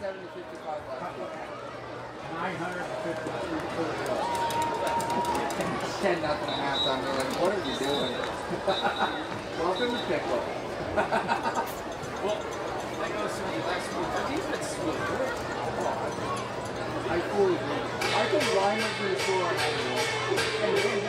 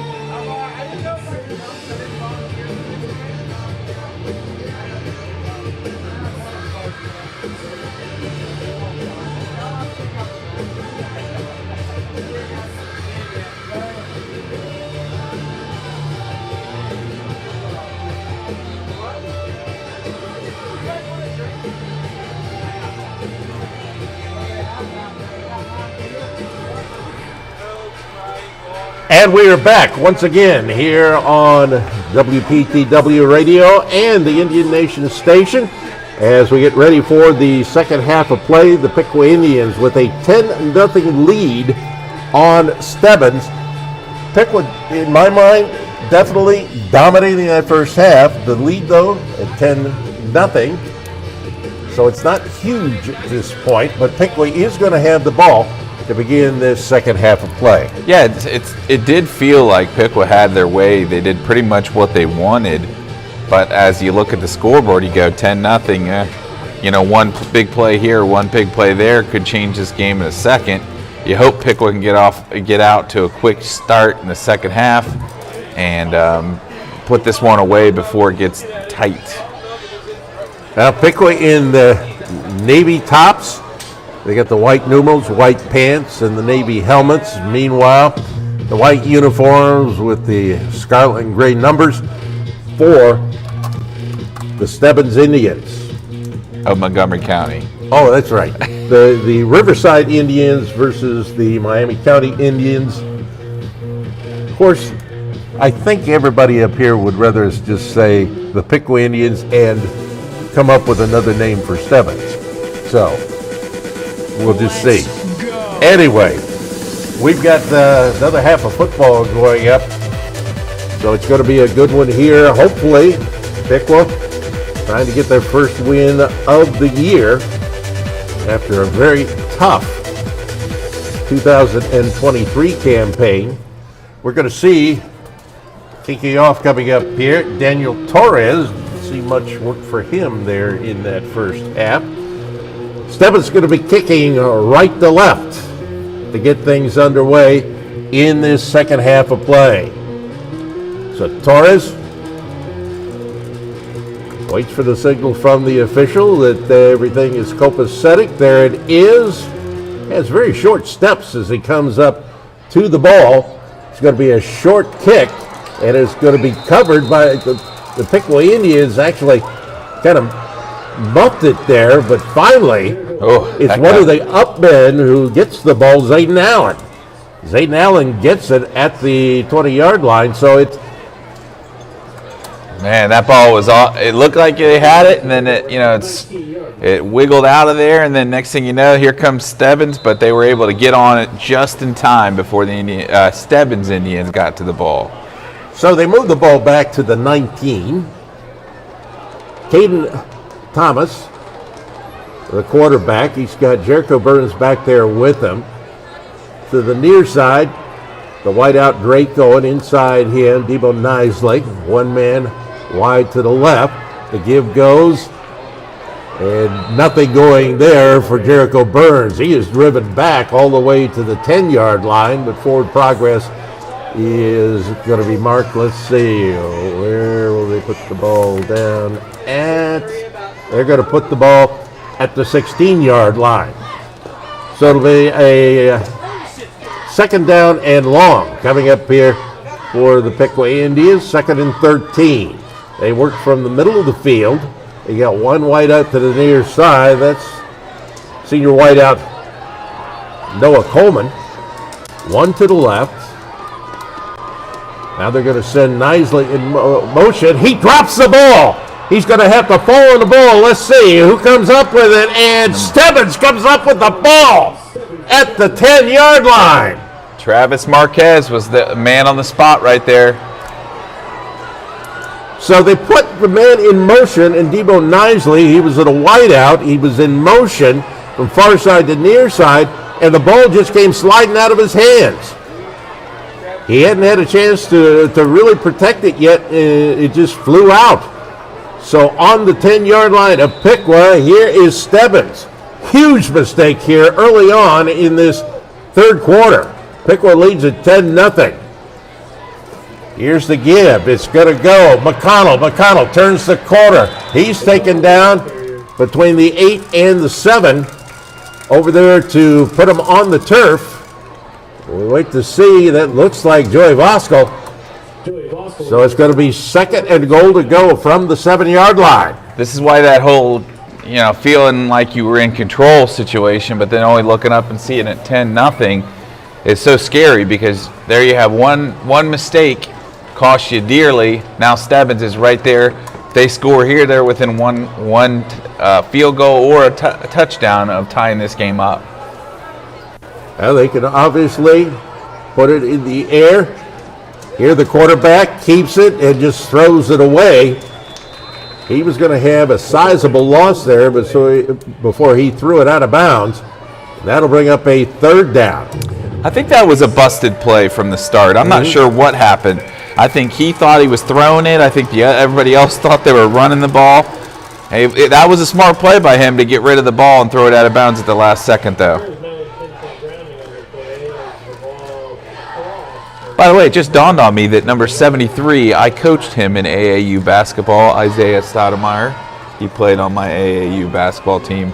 He was a large young man as a freshman as well. Back to pass. Looking, no, running ahead. That's the quarterback, and he gets it down to the 1-yard line. So that's going to bring up a 4th and goal here. You know what I'm thinking? I thought that Piqua jumped off sides there. Yes. But they did not throw the flag, so they got away with one on that play. 4th and goal from the 1. Big play here. So this is where you got to stiffen the back. The one-play goal line stand. With 2 backs. And the ball goes through the quarterback's hands. There's a flag down.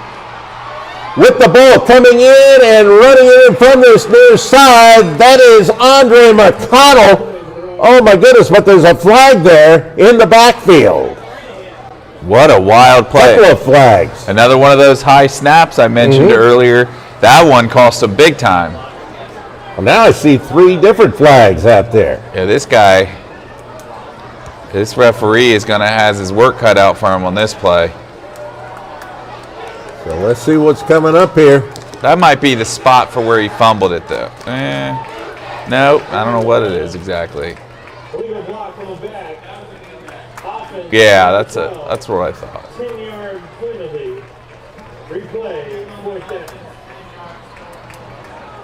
So holding on the offense. Still 4th down, but it is back now to to the 16-yard line. Oh, what a wild play that was. Went through the quarterback's hands. It was picked up by McConnell. He dashes around the left side, gets it in the end zone, but all the flags came a-flying. They're not even thinking about kicking a field goal here. They're going straight to... Now they're changing it up. They're moving the ball down to the 11-yard line.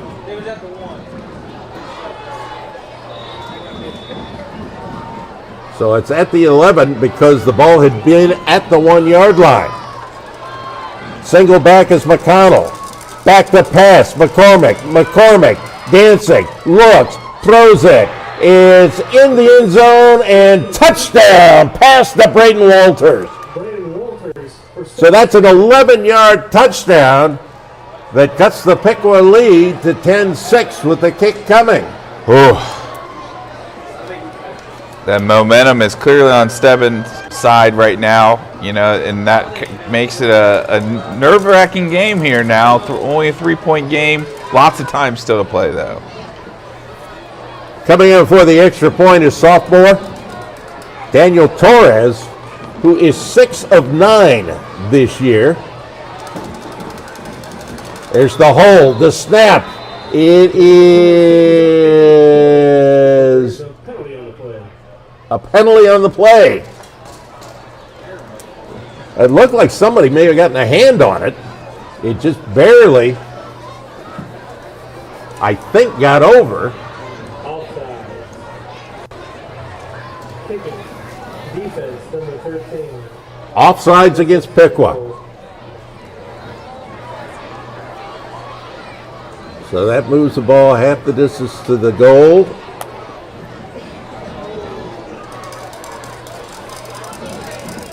Now they put the ball, let's see. They're going to try again. The holder is Braylon Walters. So they're going to kick again. It's a low line drive kick, but it is good. Oh, well, with 9:32 left to go in the third period, it is 10-7 now. Piqua leading Stebbins back after this 30-second break on 98.1 FM 1570 WPTW and the Indian Nation station.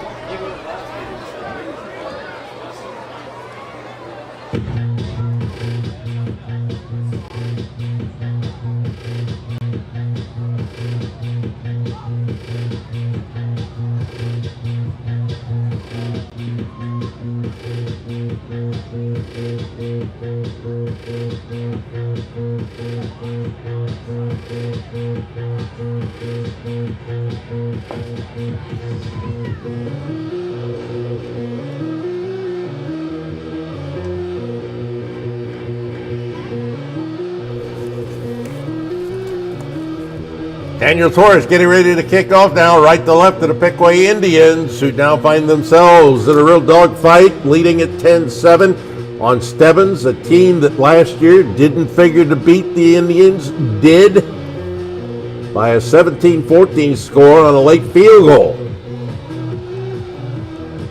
Torres with the approach, keeps it on the ground. One of the up men has it. Hopefully protecting the ball there. Once again, that's Zayden Allen. And Zayden Allen gets the ball to the 37. So Piqua going to have decent field position here to begin their second possession of this third period.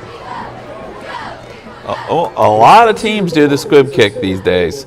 And sometimes it works, and then sometimes it costs you. And this one cost them because that's they got a nice job by Zayden Allen to get out to the 37-yard line on that return. So Piqua comes out here with two wide outs to the left. To the right is Drake Owen. Again with the wing just off the line. Jericho Burns the back. He'll take the ball. He'll take it straight ahead. He'll get very little. He is brought down on that tackle by Nick Vincent, a junior.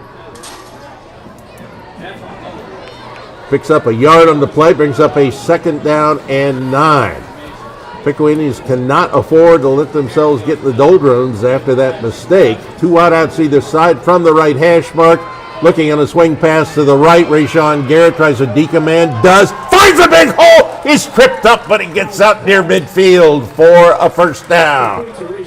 Rashawn Garrett did a nice job of faking the man who was on the coverage, who backed up just a little bit, I think, off the fake. Now a very quick setup for the Piqua Indians from the left hash mark. That's what the kids call broken ankles, my friend. Ball at the 50-yard line. The two wideouts to the near side move a little bit closer in. Another swing pass. This one, Joey Bosco. Bosco is taken down behind the line, but a flag right there on the play. There's a flag on the play. It's going to be against Piqua.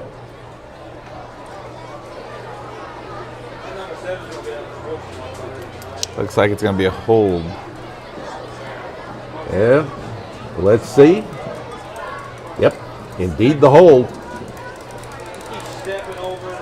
This is our official is the Dean Martin of official, because he is very, very casual. He just does the quick movement, doesn't even look up at up at the box or anything. He just does the movement and moves on with life. I was wearing the tux last night, and I was just hoping that I could look like Dean Martin, and instead I look like Buddy Hackett. You had that one in your pocket. You were waiting for a time to use that one. So now, on 1st and 20, Piqua, several men in motion, one at a time. Caden Thomas with the signal call, rolling left, throws. Got to push this one out there. It is complete. Great pass that time. Kind of pushed it out there, and that is Joey Bosco who picks it up. Piqua has the ball all the way down inside the 20-yard line. They will spot it at the 19. And now the Piqua Indians, after that disaster on their last possession, are threatening once again with a 10-7 lead and 7:53 to go here in the third period. Tell you what, it didn't look like he had to put. He didn't look like he threw it that deep, but No. he just flicked it. Yeah, he's got a pretty strong arm on him, because that thing went a ways after just not putting a ton of effort into it. he had a couple of nice passes leading to the touchdown last week against Vandalia Butler. Big hole for Isaiah, I should say no. What a great fake by Isaiah. There was a big hole for him. Too bad he didn't have the ball, but it was Caden Thomas who had it, and he is taken down in the backfield. Well, that was almost a disaster. They faked the handoff to Jericho. Jericho goes running up the field. Looks like he would have scored a touchdown if they handed it to him, and then he dropped it and fumbled it, put it on the ground again. You don't want to have another turnover like that. So it'll be a 2nd and 13 here. Nice job by Jericho that time. He sold me anyway. Here Caden Thomas throws it. It is complete. Down to the 10-yard line to Rashawn Garrett. And that is... That's going to bring up a third down. Third down and about 2 with the ball on the 12-yard line. Tell you what, I think you're seeing two guys in Joey Bosco and Rashawn Garrett emerging as those 1-2 pass receivers for this Piqua offense. Jericho Burns runs it straight ahead. Gets it inside the 10, down to the 8-yard line, and that is they haven't moved the chains yet. The referee on the Piqua side was pointing, telling them to move them a good 10 seconds ago. Now they've officially made the mark. So here we go on 1st and goal. 1st and goal to go from the 10.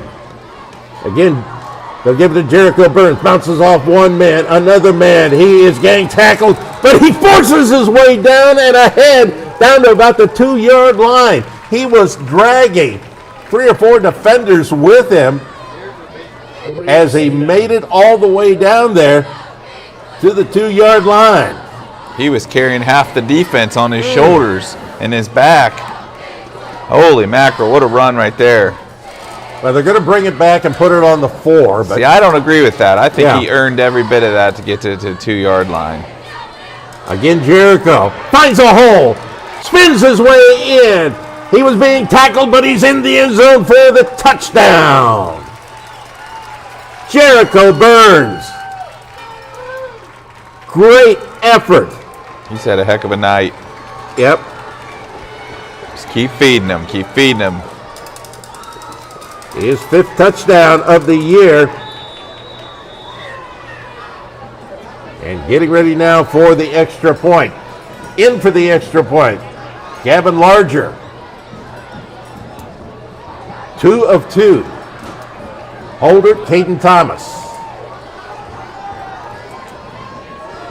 Spot down, kick up. It is good. And Piqua takes out to a 17-7 lead over Stebbins with 5:48 left to go in the 3rd period. Back after this 30-second break on 98.1 FM, 1570 WPTW, and the Indian Nation Station.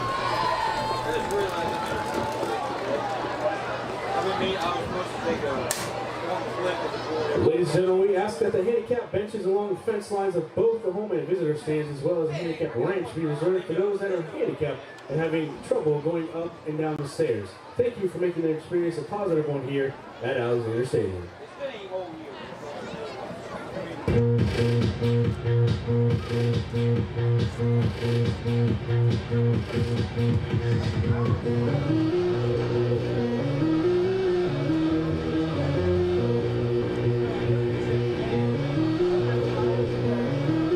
We get ready for the ensuing kickoff after the Piqua touchdown.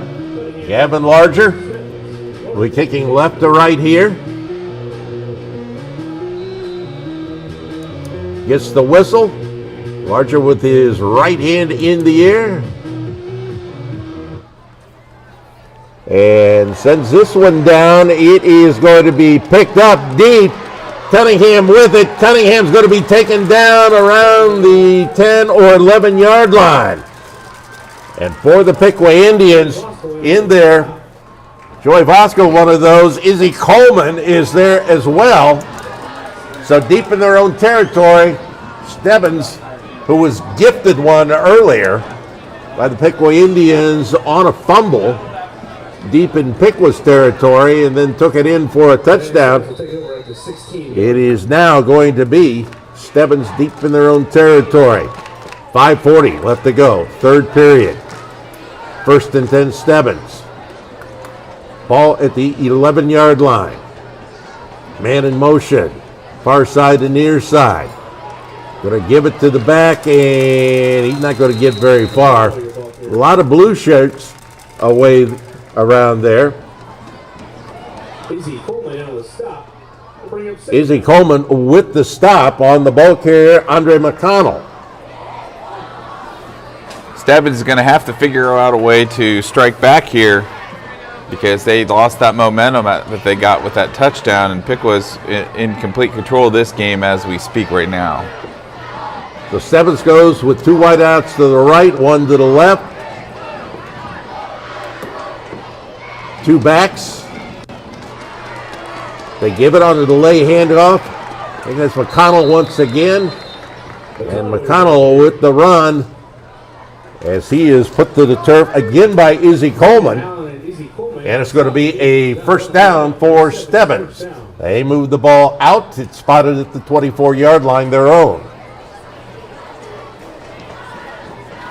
They look across the way to the coaching staff to get their play call in. 1 wide out to the short side of the field, the left side, 2 to the right, again 2 backs. This time they're going to give it to the back alongside. That is Ryland Ray. He's gotten a few carries tonight, not a whole lot. But that's going to be a pretty good carry there. He'll move it on down to the 34-yard line. That'll be a 2nd down and 1 on that gain of 9. And the Piqua Indians 2006 Division II state champions. They were runners-up back in 2001. Had some good runs recently. Quick hitter on the far side. McCormick not able to connect with Deshaun Cunningham. That'll bring up a third down. They were throwing on a short yardage situation, so a little bit of a surprise there, perhaps.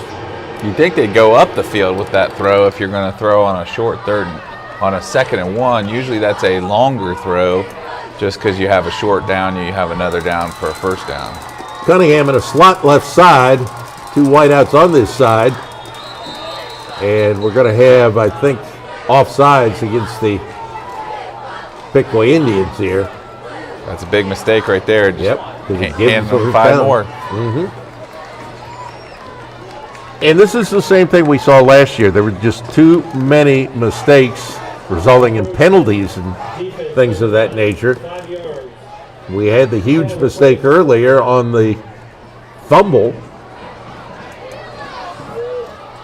Yeah, you just can't afford to, when you have a small margin, there's a razor thin margin for this team. You're not dominating people, you're not blowing people out. Those penalties can decide games. Well, there's a fumble on the snap, and it would appear the Stebbins has been able to corral that ball. But it's going to be a loss on the play, bring up a 2nd down now, 2nd down at about 13. Now that one wasn't on the center, that was the quarterback he was hearing steps and he tried to go a little too fast on that play. Now they go with 3 wideouts to the right, 1 to the left. Just inside the little near hash mark. Good snap. Here's the throw. It is low. They were trying to get it to Marcel Jefferson over in the left flat.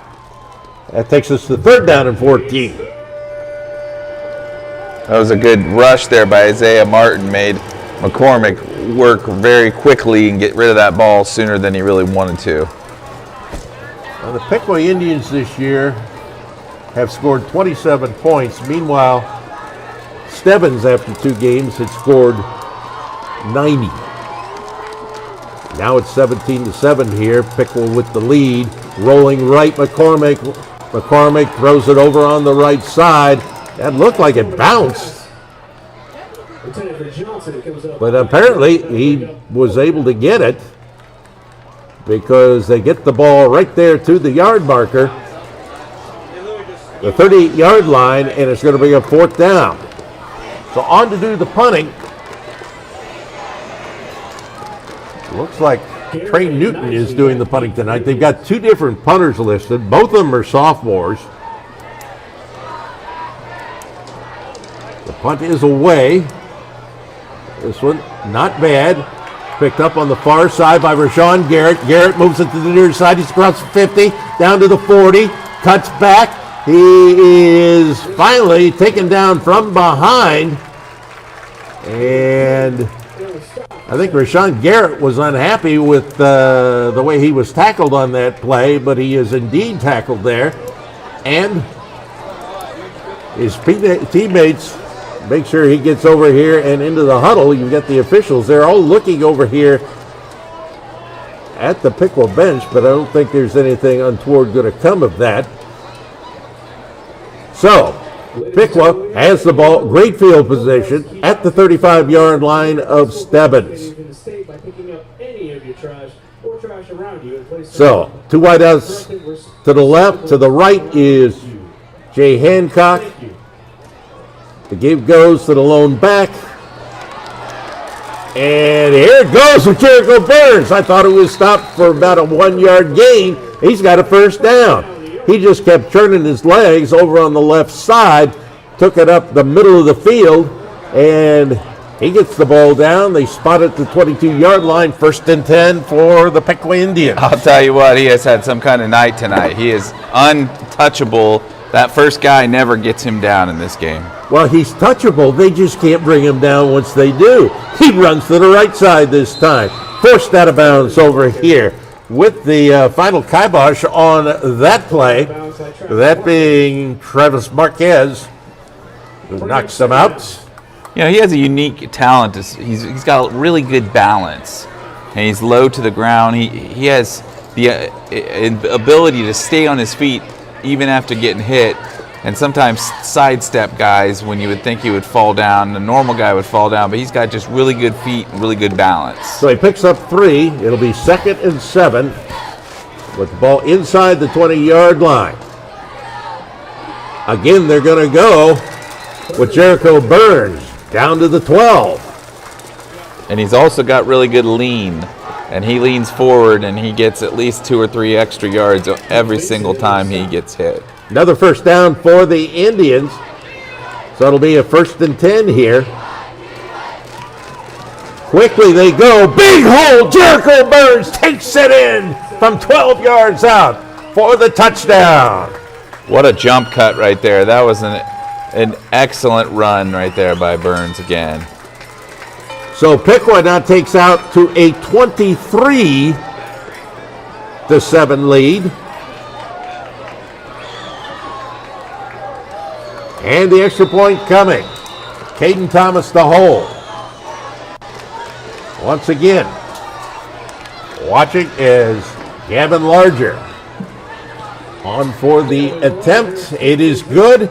And Piqua leads it 24-7 with 1:33 left to go in the third period here on Stebbins.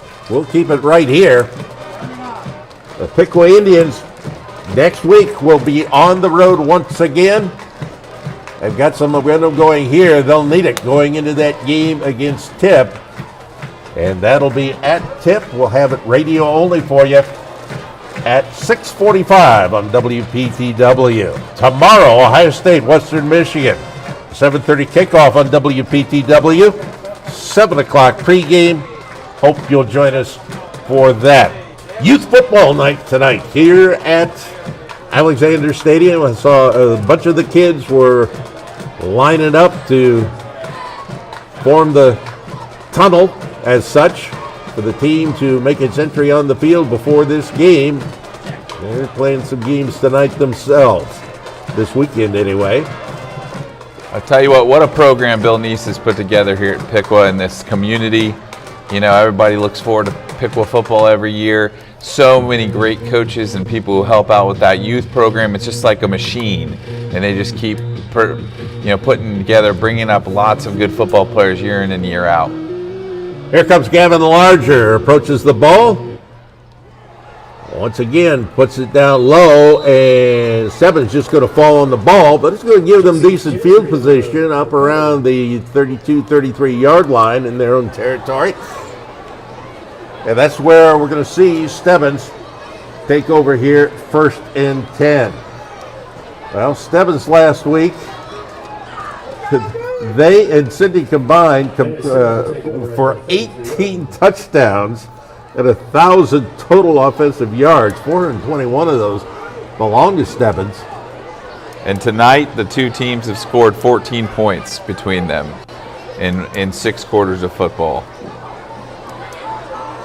And we may have an offsides coming up here once again, and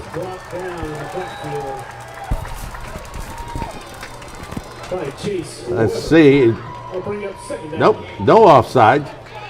I thought one of the men on the right side of the line for Piqua moved, but they take it back, and ball carrier is taken back for a loss. It'll be a second down and 15 coming up here. We hit 1 minute to go in the third quarter. Piqua leads it 24-7. They send in motion Braden Walters. He lines up in a slot right side. 3 men on that side, 1 to the left. Back to pass, Devin McCormick. McCormick is going to be sacked! McCormick is going to be sacked!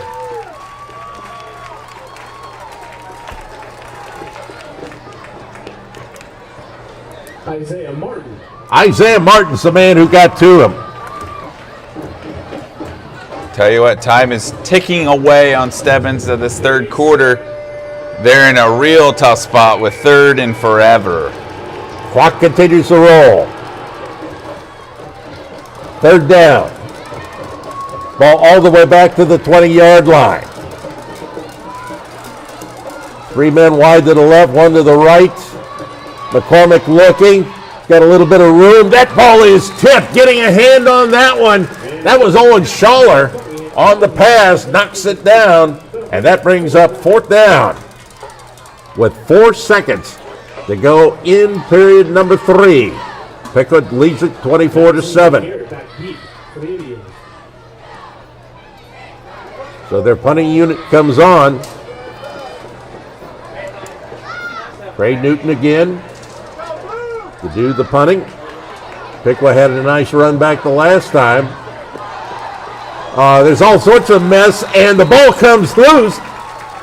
There wasn't really a snap. Piqua falls on it, and they're going to have it in great field position once again. When it rains, it pours, and right now it's pouring on Stebbins, and Piqua is taking full advantage. Yes, indeed. Ball's going to be put down, looks like between the 22 and 23. Look to see exactly where they decide to spot that ball. That was a mess from the beginning. Stebbins had a man who came in from the sideline. It was like he was in motion. He was running across, and when the snap came, the ball just came loose. And Stebbins is still not completely discombobulated or undiscombobulated. Piqua's going to give the ball to none other than Jericho Burns. He'll pick up about 2 yards on that one, and that's going to end the third quarter. So, after 3, Piqua leads Stebbins 24-7. Back after this 1-minute break on 98.1 FM, 1570, WPTW, and the Indian Nation Station.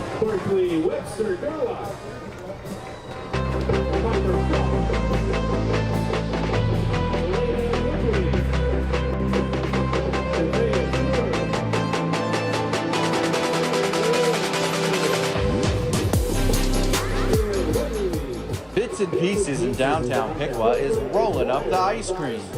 How about their world-famous Coney dogs? They've got those too.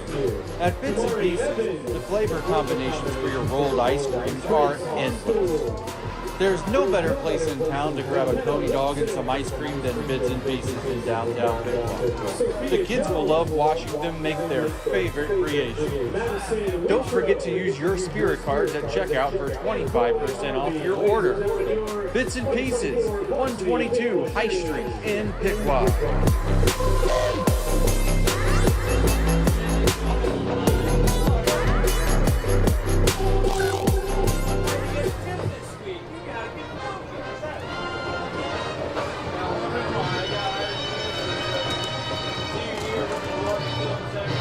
Ready now for our fourth quarter. Piqua leads Stebbins 24-7. Piqua threatening on another touchdown here after that schlemazel of a punt attempt right at the end of the quarter for Stebbins.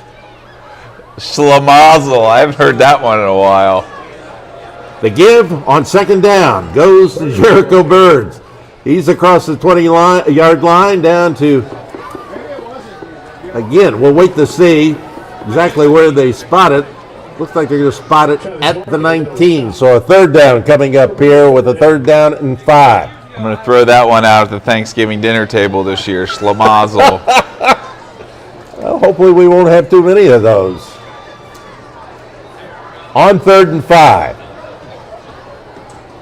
It'll be Jericho Burns on the right side. Keeps going. He was almost stopped, found a hole, and gets it down close to the 5-yard line for another first down for the Indians, where it'll be 1st and goal. Uh-oh. Flag on the play.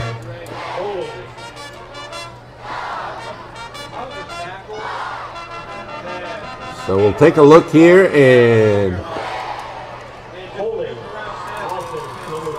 offensive holding. So, the ref 10 yards from the previous spot. The ref never even makes a motion. I can't. The only way we know is because the announcer says it. Yep. It's unbelievable. This is I've never quite seen it like that, where there's no there's not usually a clear determination of a penalty. So now there's some discussion between the referee and the side judge. Now they're going to move the yard marker back. The ball is spotted at the 29. Well, too many mistakes. You can be happy about a 24-7 score, but I'll guarantee you Bill Neese is going to be on every one of those mistakes. Burns is going to need some oxygen and a nap. And they just ran so hard and then they called it back. What a bummer. 3rd and 16. 2 wideouts to the left side, and now we're going to have a timeout for Piqua, so we'll take a 30-second break here. It'll be 3rd and 16 with 10:56 to go in the game, with Piqua leading 24-7 over Stebbins here on 98.1 FM, 1570 WPTW, and the Indian Nation Station. We are thrilled to announce the grand opening of our outlet store at Atlantis Sportswear. As a family-owned and operated business since 1986, we are excited to offer factory direct pricing on a wide selection of t-shirts, sweatshirts, hats, and more. Our store will be open on the first Friday and Saturday of every month, as well as other selected days that can be found on our Facebook page. Not only will you find your favorite Piqua Indians items, but we will...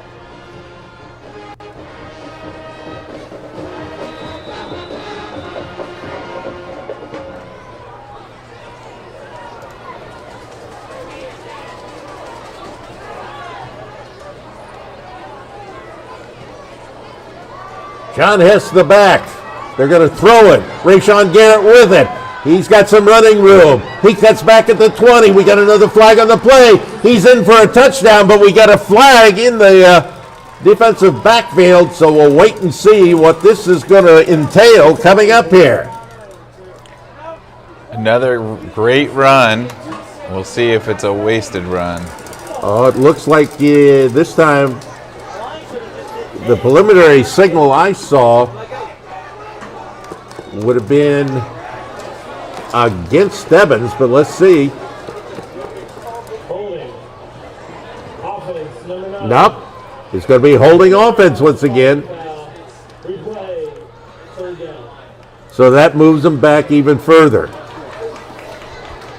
Another great play, just thrown in the trash because of a penalty. You know the saying that you could call holding on almost any play.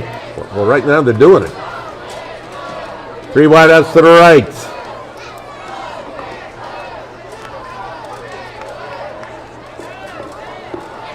Third and about, it looks like about 18. Swing pass out on the far side. That is Rashawn Garrett. He's not going to repeat what he did before. It's 4th down for Piqua. And the ball is taken back now to the 34-yard line. So Piqua has had a couple of touchdowns which have been called back because of penalties. Were they both holding calls? The second one was. Yeah, I believe so. Both holding calls.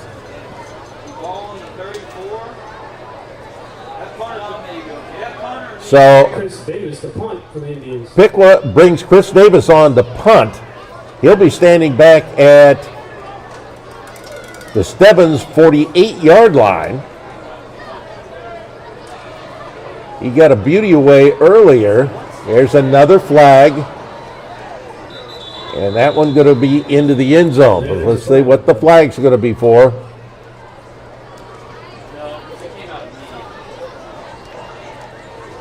So the referee going to talk to one of the other officials.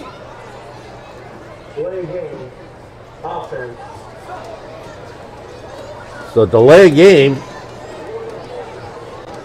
Clock went down too far.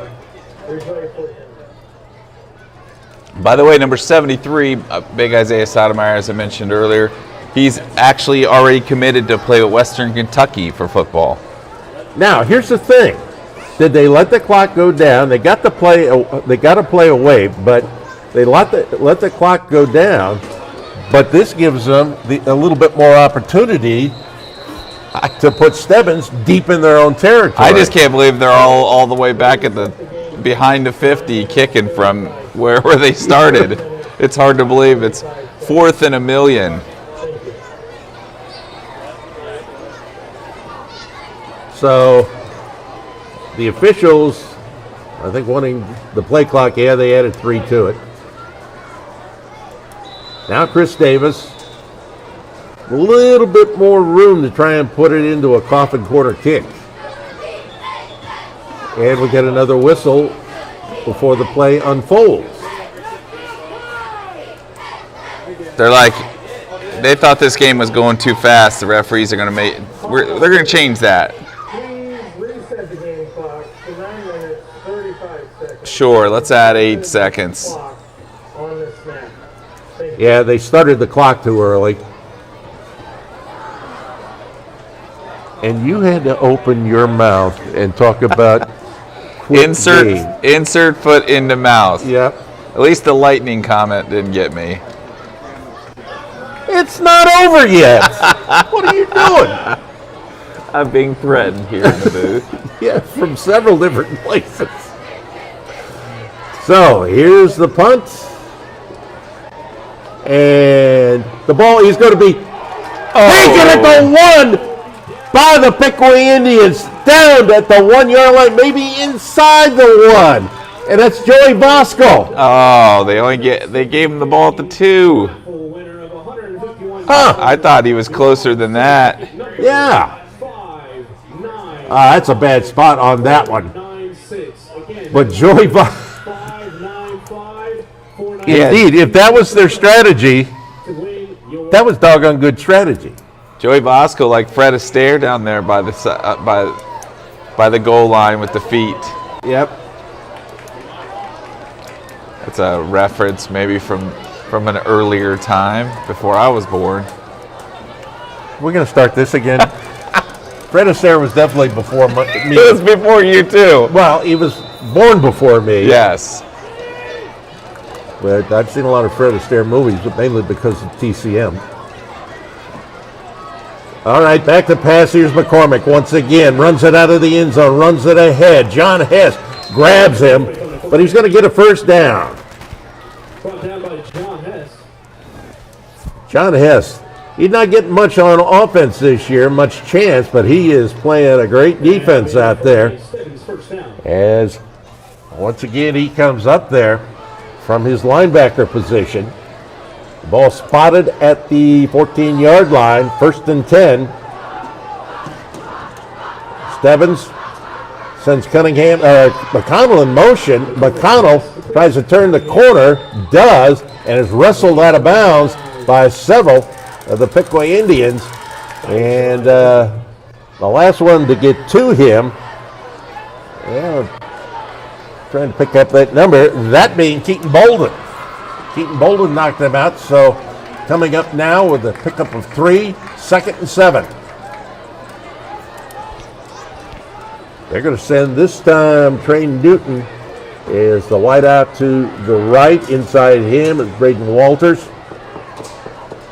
That's Cunningham inside them. And they give the ball to McConnell, who is taken down for a loss back at the original line of scrimmage. Like Coleman came in on a run blitz, perfectly timed off the edge there. Too many guys for the left tackle to block, and he ran right into the running back when they handed it off. Piqua leads at 24-7, 8:15 to go. A 3rd and 10. Ball at the 14-yard line. Back to pass. Here's McCormick. Runs it ahead. Gets around one man, then another. Gets it out close to first down, but no. They gave it to him. They gave it to him. They're going to give it to him. Wow. That looked closer than that to me. So, the ball spotted at the 25-yard line now. 1st and 10. 7:49 left to go in this ball game. Piqua sending Weston Mars out of the ball game. 3-man front. 2 wideouts either side. Back to pass. McCormick under some pressure. Throws it. Over here in the left flat. Complete to Trey Newton. Newton's brought down by John Hess. He gets it to the 33-yard line. That'll bring up a second down. So second and short coming up here. Stebbins last year beat the Piqua Indians on a late field goal. Here, Stebbins finds themselves down by 24-7. The sophomore McCormick, quick pass over left side. First down as they complete the pass to Andre McConnell. McConnell, good running back, and caught that one coming out of the backfield. Another first down here for Stebbins. Greg Bonifay, the coach, in his 8th year. You think that's a long time? Try 34 years for Bill Neese. Try 50 years for you in the broadcasting. Oh, stop it. Hey, it's fair is fair. Once again, McCormick. McCormick spins his way ahead.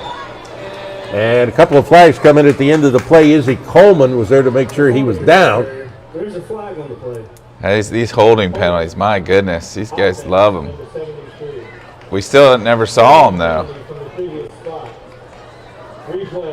Is he talking into the mic but just not looking over towards this side? I can't ever tell with this referee. He doesn't really make the calls like normal. Yeah, very little as far as hand signal goes. Yeah. So that's going to take the ball all the way back to the 28-yard line. It's going to be a 1st and 20. Clock inside, 6 minutes and 30 seconds. In motion, McConnell. He'll take the ball on a swing pass. He is going to be taken down. No doubt about that one. John Hess once again. Complete to McConnell. And I think he's taken down right there at the line of scrimmage. I'll bring up second down. Yeah, he picks up a yard, so it'll be a 2nd down and 19. Inside, 6 to go. Piqua leads it 24-7. Tom Michaels, Brian Gillespie, our entire WPTW and Indian Nation Station crew with you here. Back to pass McCormick. He lost one out. It's batted down. Getting a big mid on that one for the Piqua Indians and Chase Weber. The 6'4", 229-pound defensive end. Jace was trying to catch that like it's a lob pass in basketball right there. Well, it pretty well would have sealed things if he had been able to grab that one in. Was not. That'll bring up 3rd down now. 3rd and 19. McConnell off the left hip of McCormick. McCormick looking, throws, and that ball is complete. Over there toward the far sideline to Deshaun Cunningham. And that'll bring up 4th down. But that's going to be 4th down. 4th down and about 4. So in this situation, obviously, normally this wouldn't be 4-down territory, but this late in the ball game and trailing as they are with 5 minutes to go, Stebbins going to go for it. Looking, dancing, runs it ahead, and 1st down. He eluded one possible tackler. That was Izzy Coleman over on the far side of the field. Izzy Coleman just kind of tried to throw himself at him and able to dodge back the near side was the quarterback, Devin McCormick. So McCormick with a 1st down. He is a pretty good runner. There's no doubt about that. He struggled a little bit throwing the ball tonight, a little bit inaccurate, but when he decides to run, he's pretty successful. 1st and 10 from their own 48. Again, they go with this swing pass over here on the near side. McConnell with it. So you can see he is a good runner because he gets a lot of yardage after the catch. And this time picks up 8 on the play down into Piqua territory for a 2nd and 2. Ball on the 44. So wide out to the near side is Trey Newton. 3 men to the far side of the field. The outside man is Marcel Jefferson.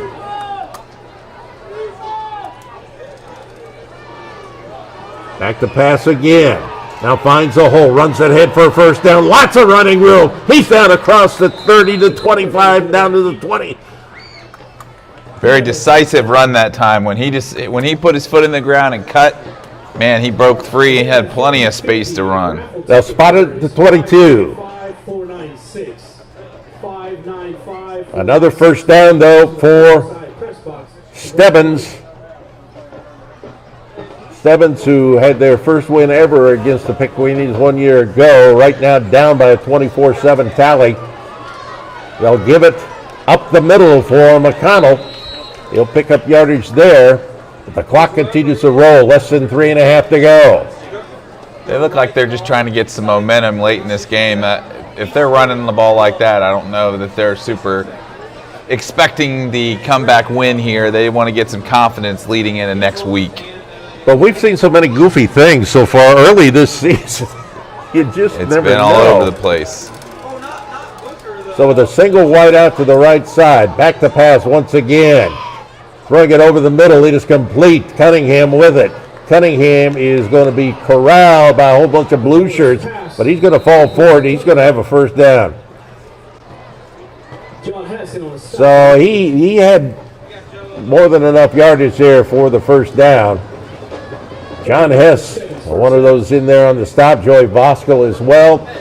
First and goal to go inside the 8-yard line now for Stebbins. Well, Stebbins has 1 touchdown in this game on a gift off a fumble by Piqua. This time they've driven it down the field. Here comes the quarterback. He's going to dive forward, and they're going to say touchdown. Late signal. Oh, it's like the officials are both waiting for each other to make the call. Somebody had to make it, and they did make it. And it is 24-13 now with 2:29 to go in the ball game. It definitely looked like the ball was down before the goal line there. But he didn't have a good look at it, and he decided, there's 2:29 left in the game. Whatever, I'm going to give him a touchdown. Took so long for that call to be made. So now we're going to have timeout called by Stebbins. And what do you think? Are they just, what would the 2-point conversion do for him here? It's also kind of an odd use of a timeout. Yeah. You know what? I think they just pointed at Piqua, so I think Piqua called timeout. Okay. Well, I was going to say, if it was, why would Stebbins call? It didn't make sense for them to call timeout there. No. But Piqua must have had the wrong personnel on the field or something like that. So, and I think that's the first time out of the second half by Piqua.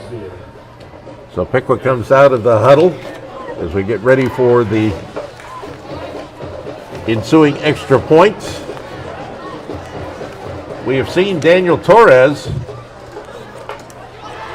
Tonight he is 1 of 1, which makes him 7 of 10 for the year. So he's missed 3 extra points this year. Now they're going for the 2-point conversion. And I think that's why Bill Neese went ahead and called the timeout. So, 2-point conversion. Quarterback McCormick looking. He's going to be taken down by Izzy Coleman. And so, it is 24-13. That's the way the score remains. Back after this 30-second break on both the Indian Nation Station and 98.1 FM 1570 WPTW.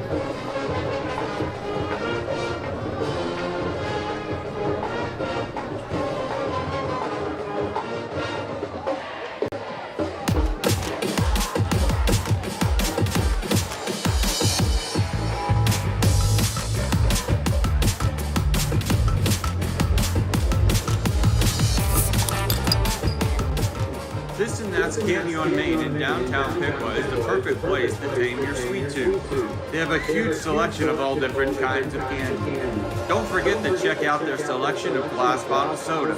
They even have their own delicious flavors. Whether you're craving some chocolate, saltwater taffy, gummy worms, or anything in between, This and That's has it. Don't forget to use your Spirit cards at checkout for 25% off your order. This and That's Candy on Main, 408 North Main Street in Piqua.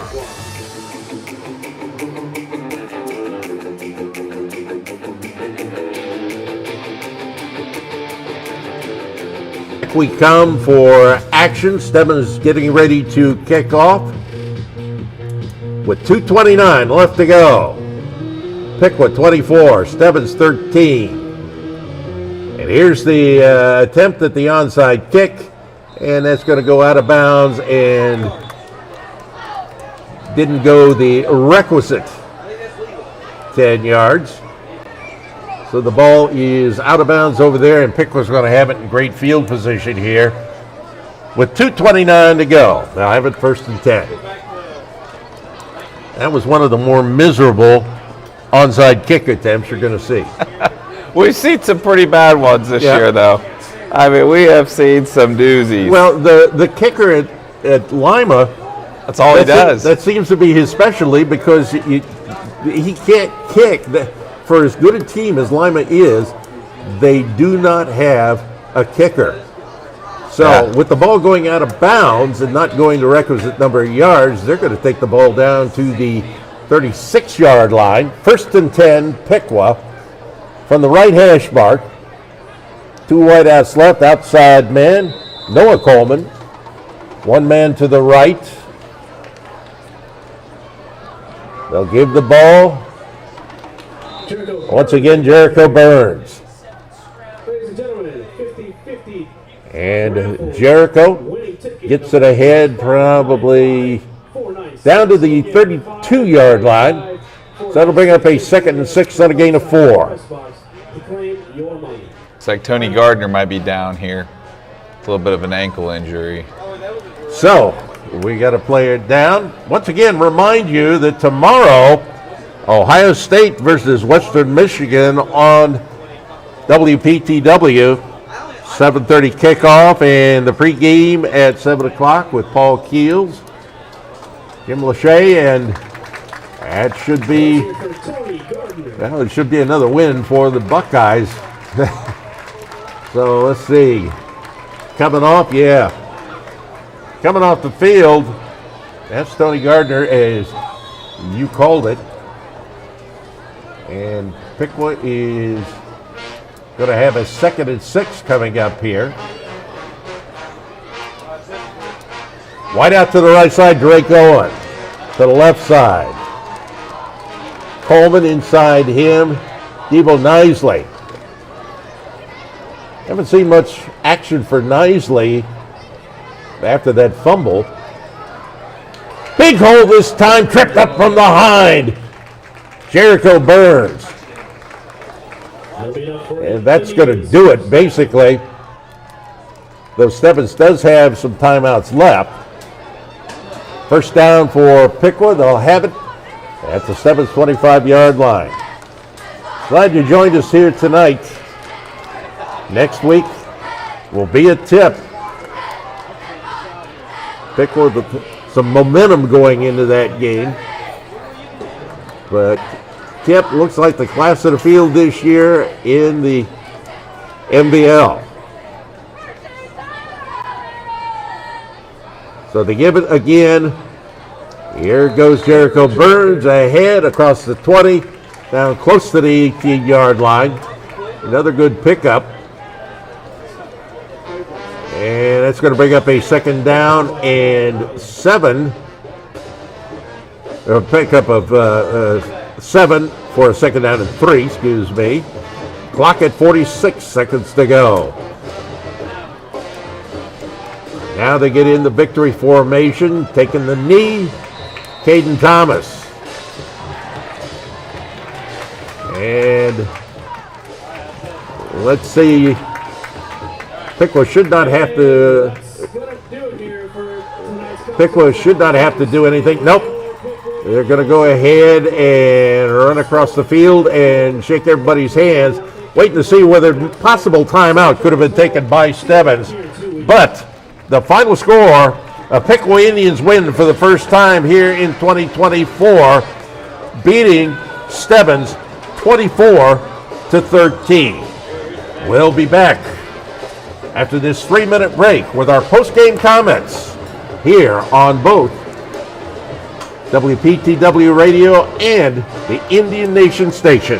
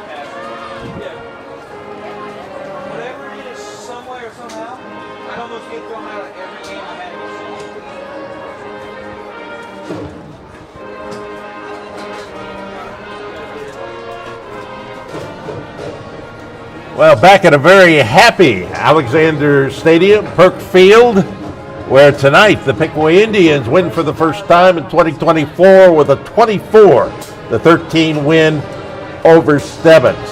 Tom Michaels, Brian Gillespie back here with you here, and to be quite honest, the Piqua Indians, they dominated this game and could have dominated more, except for some mistakes that they were making, whether it be the holding calls, whether it be a fumble deep in Stebbins territory, which led to the first Stebbins touchdown.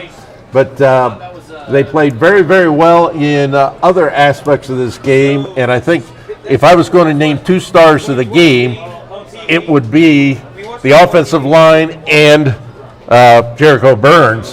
Jericho Burns had a huge night. 29 carries for 192 yards and 2 touchdowns, averaged 6.6 per carry. He was really the story of the night. When they did throw the ball, Caden Thomas, 8 of 10 from the Nice. 8 of 10, very efficient with 82 yards and a touchdown. So that's pretty good passing-wise. Overall, just a huge night for Izzy Coleman with 10 tackles. John Hess also threw in 9 tackles. Izzy had a tackle for a loss. They really held down a team that had a lot of points last week, held them to 257 total yards. And really, they had 400 total yards last week. Yeah, that's a big step back, and a lot of that had to do with a great job by the Piqua defense. They got to clean up the penalties. They had 9 for 62 this week. They're not going to be able to do that and win against Tip next week. But overall, it was the Jericho Burns show, and it was pretty darn impressive. And go ahead and give us the scoring recap there.